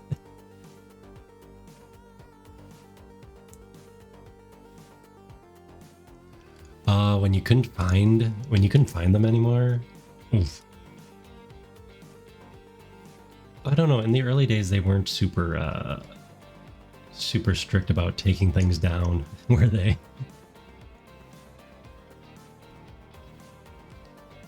Okay, let's see.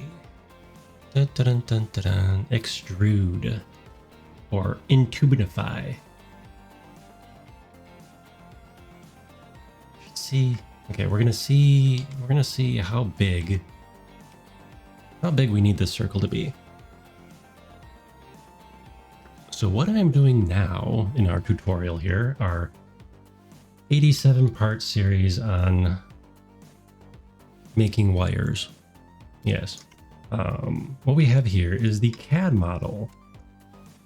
The CAD model of a servo. And what we are doing is we are looking to connect the wires to represent them digitally as in the real world to scale. So assuming the original uploader of this lovely CAD file, assuming they had everything to scale, I want to know the size of this wire, so I can create my own wires. Oh, and there's my circle.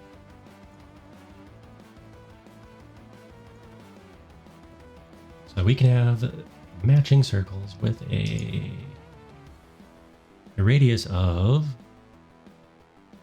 Oh, the sad thing is we're working metric. I could just measure this myself. I really could just measure this myself. How funny is that? 6?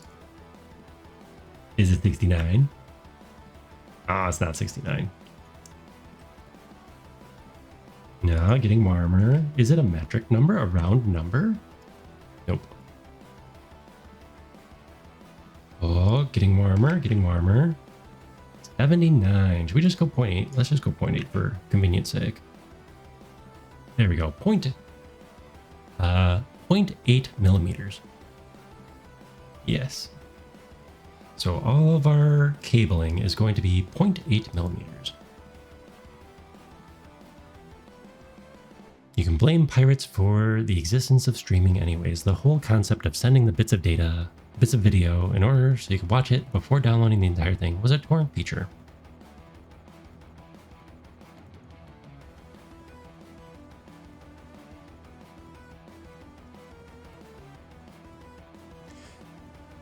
Could you watch a torrent before it was completed? Maybe you could with certain file formats. Probably if it was like an MPEG.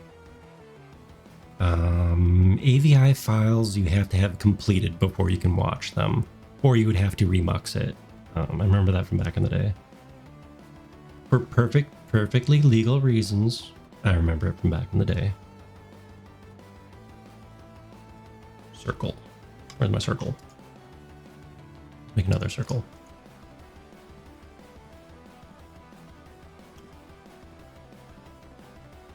Where's my circles at? Okay.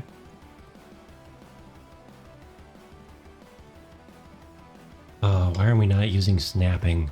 Why are we not using snapping? Rusty. Rusty. Snap. Come here. Come here. Little stinker. Come on.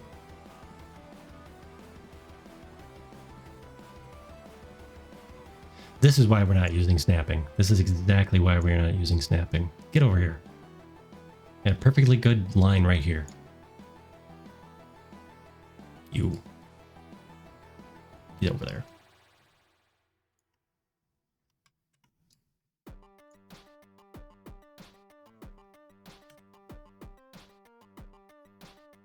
Most familiar with MKV. I don't know about the other forms. Well, MKV is a container.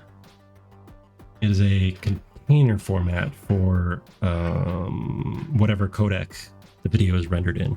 And that's one of the reasons you can have a number of video and audio tracks and subtitles, of course, but tracks within MKV. Whereas you have something like a DVD back in the day. DVD is encoded in MPEG 2. So what is MPEG? Motion Picture Graphics Export Group? No, Motion Picture Export Group, something like that. What it stands for is irrelevant for this discussion, but that is the video encoding, and in this case also the file type. So it's the codec and the type. But MPEGs were nice because you could have a very corrupted file. You know, it could be garbled in transmission or ripped improperly or whatever, encoded improperly, and you could still most likely watch it. It's kind of like the digital equivalent of a VHS, almost. Whereas something like an AVI file wouldn't work that way. I think an AVI file had to have like a starting and an ending, at least. And then I forget how the middle would have to work, but you had to have at least a start in. So you had to have, you had to consider it a complete file in order to watch it at all.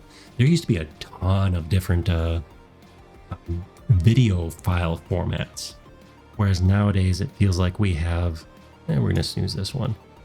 Whereas nowadays it feels like we have more codecs and a limited number of formats. I mean, you have like QuickTime, so MOVs. You have MP4, MKV. You know, those are the file formats. But then you have a ton of different codecs. Like, I am streaming to you from, I believe, NVENC 2 is how it's going up to Twitch. But on my computer, I save it as I save the VOD as AV1 encoding because I have a fancy NVIDIA card that can handle it. Because it does nice compression. Let's see. And how you are seeing it, I forget what Twitch outputs it at. You know what Twitch shows the video stream to you with. I forget. Is it H.264? Codecs. I used to have to deal with codecs a lot more than I do now. Different job, different times. Okay, I think that's close enough. Is that close enough? Let's do a save. Wait, which one do we do first? Which one do we do first? Select the curve and the path last. Bazam! Ta-da! Yeah, chords now. That does not follow. What? What the what? That does not follow that at all. Ooh, is that what is that the stream info? I suppose I could just look at that myself. The video stats. Okay, so it's coming as an MP4 stream. What is that? What do they have it as? Video stats for nerds? Isn't that what they have it set as? Video stats. There we go. Yeah, that is what codec it is. AVC.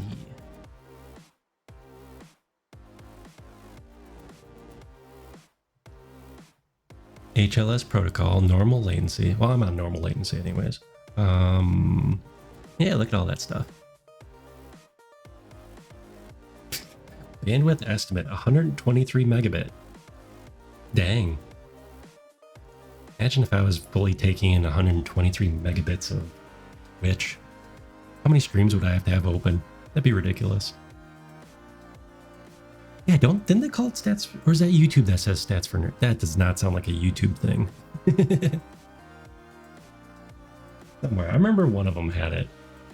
Stats for nerds. Wonder if they made it a little more PC friendly or something. Fixed path. There we go. Okay. Look at, we've got some cabling.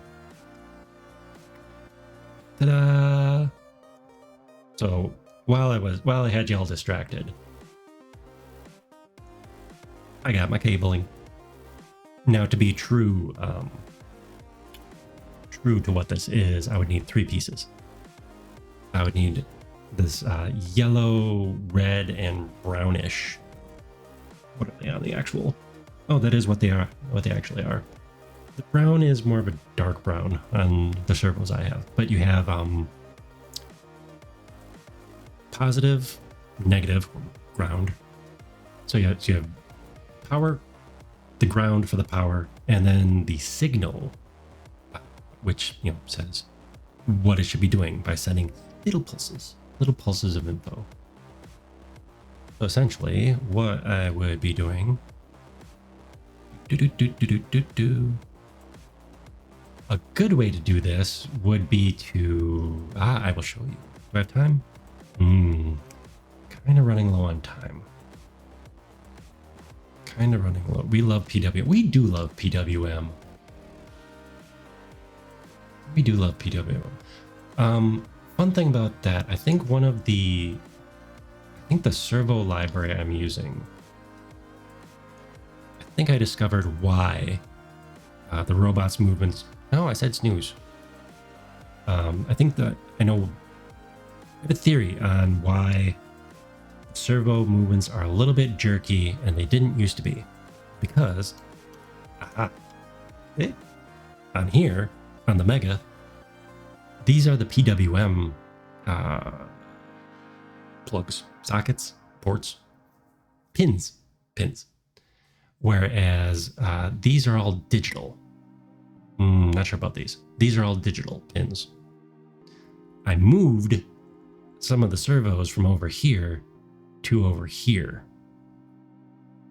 And I'm wondering if the servo control library I'm using on the Arduino is supposed to be for easing, so it slowly, so it ramps up and slows down the movement instead of just going, pss, pss, it goes, pss. Makes those sounds too, honest. I'm wondering if it's not converting the digital signal properly. It says it's not supposed to be an issue with the servo library, but I'm wondering if that is why it's not doing the pulses the same or something. That would be me having to dig into that further. Can I use the same circle? Can I use the same circle? Does that mess with the orientation of it? I can use the same circle for everything. Oh, nope. Wait. Nope, that definitely causes issues. Okay. answered that question. Cannot use the same. Cannot use the same circle. We'll make a new circle. We will make a new circle.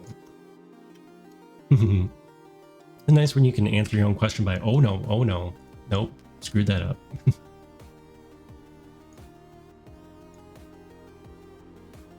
Okay, we will be wrapping up shortly. I just want to extrude this cabling a little bit so we can have something lovely for the thumbnail, at least. That right about there. Where are we? Where are you? You are way off. Right about there. Good enough. Do that. Do the wire itself. Extrude. Ta-da! We now have. Come on, get over there. Why would you ever want to not be fixed to the path? Like, it's way, way off.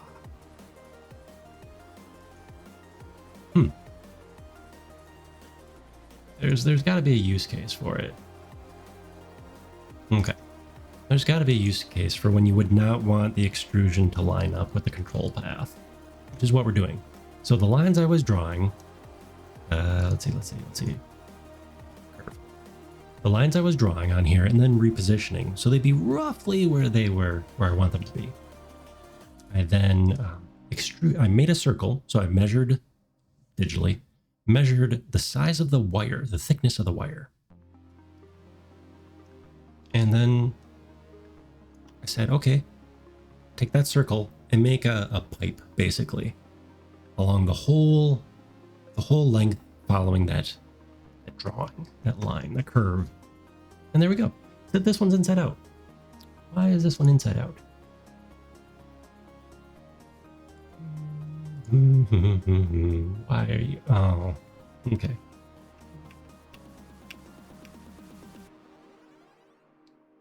NURBS circle. -90.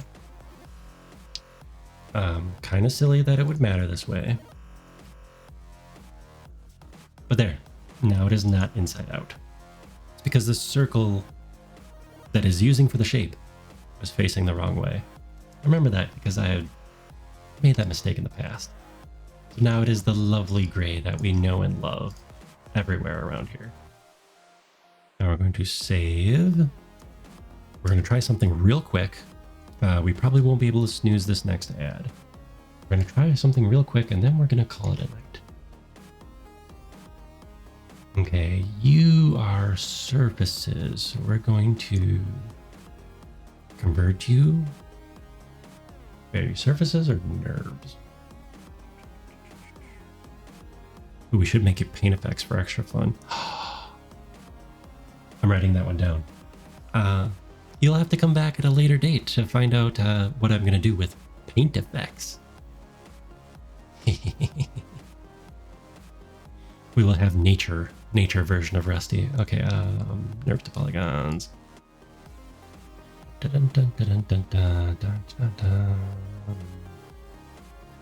Let's do triangles, I guess. Standard fit.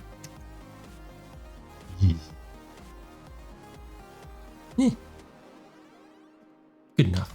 Good enough. NURBS to poly. We'll just leave them as that because we are testing this out. Let's see how fast we can go. More cables. Now we take more cables. Take our more cables. More cables. More cables.fbx. There you go. We go to mine. I think I can just drag and drop these right in here too.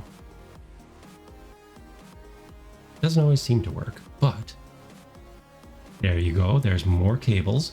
The little squiggly spaghetti over here. Seriously, this is really satisfying that it will drop into the correct spot, the correct location. Assuming I can find Rusty room. Where's Rusty's room? Bam.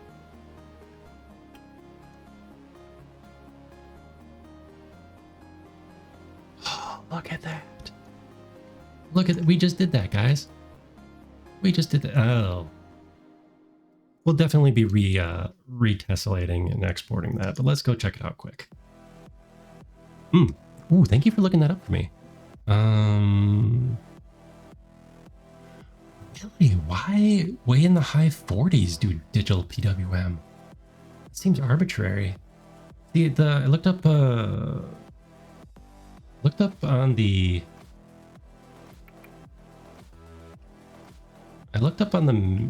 the basic servo library and the documentation for the Mega, because that's what we're using, and it says that there shouldn't be an issue.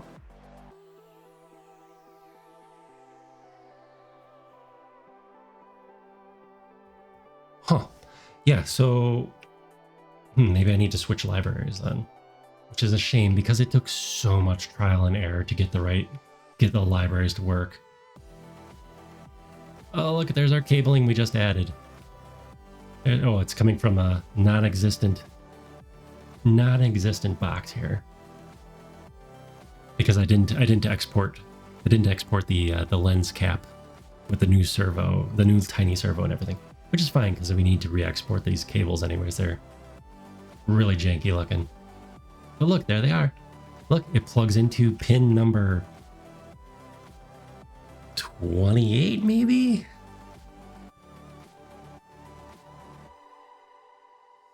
Maybe pin number, somewhere in the 20s right there. And so that one plugs in there. It's like that's where I have the LED, which is not where it would actually be, but it's for looks. And there, that's hanging from the ceiling. We need to put some hooks hanging from the ceiling. I am immensely satisfied with that.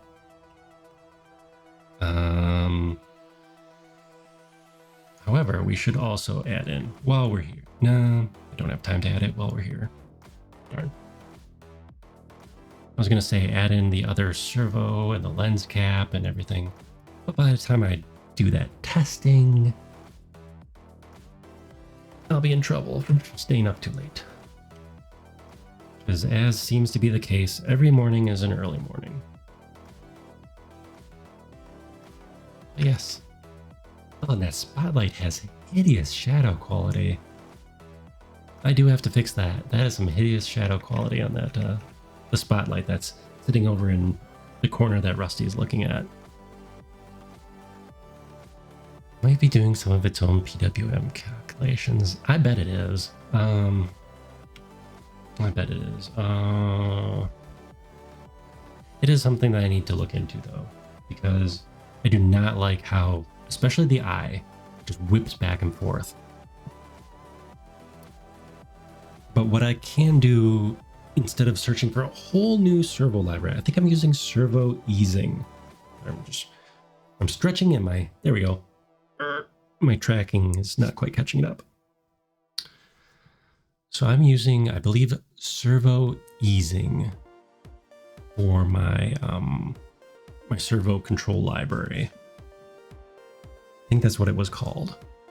But I'm using an Arduino Mega, which has all these extra pins in the back because we need them. We need them. I should say we need them if we are going to be using the stepper motor, because otherwise we don't have enough connectors. When I say pins, to those who aren't familiar with hobby electronics like this, pins are what these cables plug into on the control board. All right, but we are going to find a target.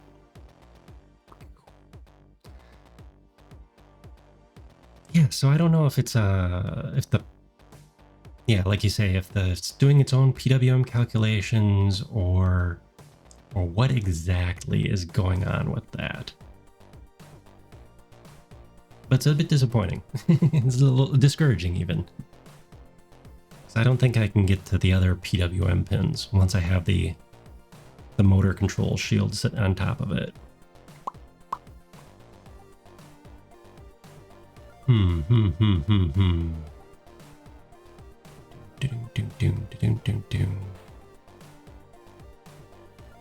Ah, no, I don't have time to sit and chat with somebody new, unfortunately.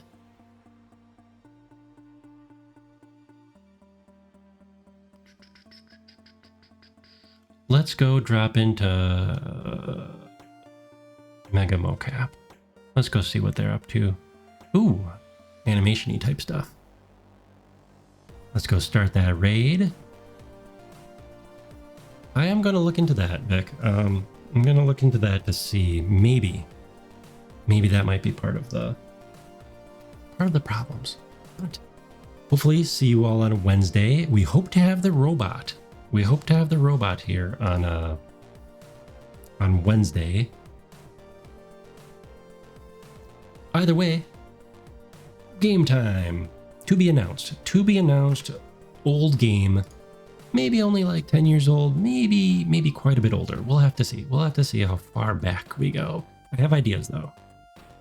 But yes, we'll see how much setup time we have to get the robot going. But for sure, game time. And then yeah, next week, Monday and Wednesday, like normal. So, thank you all for stopping by. Lovely chatting with you. Thanks for joining me on this fun, goofy little journey here. Catch y'all next time. Say hi to Mega Mocap. It's doing stuff in Unreal. Looks like maybe like animation retargeting or animation work. And by Mega Mocap, it is motion capture. So that's what he tends to work in. He's got this whole thing that he made in Unreal for doing VR motion capture and that kind of fun stuff. So go say hi. Oh, got a raid message. Raid message.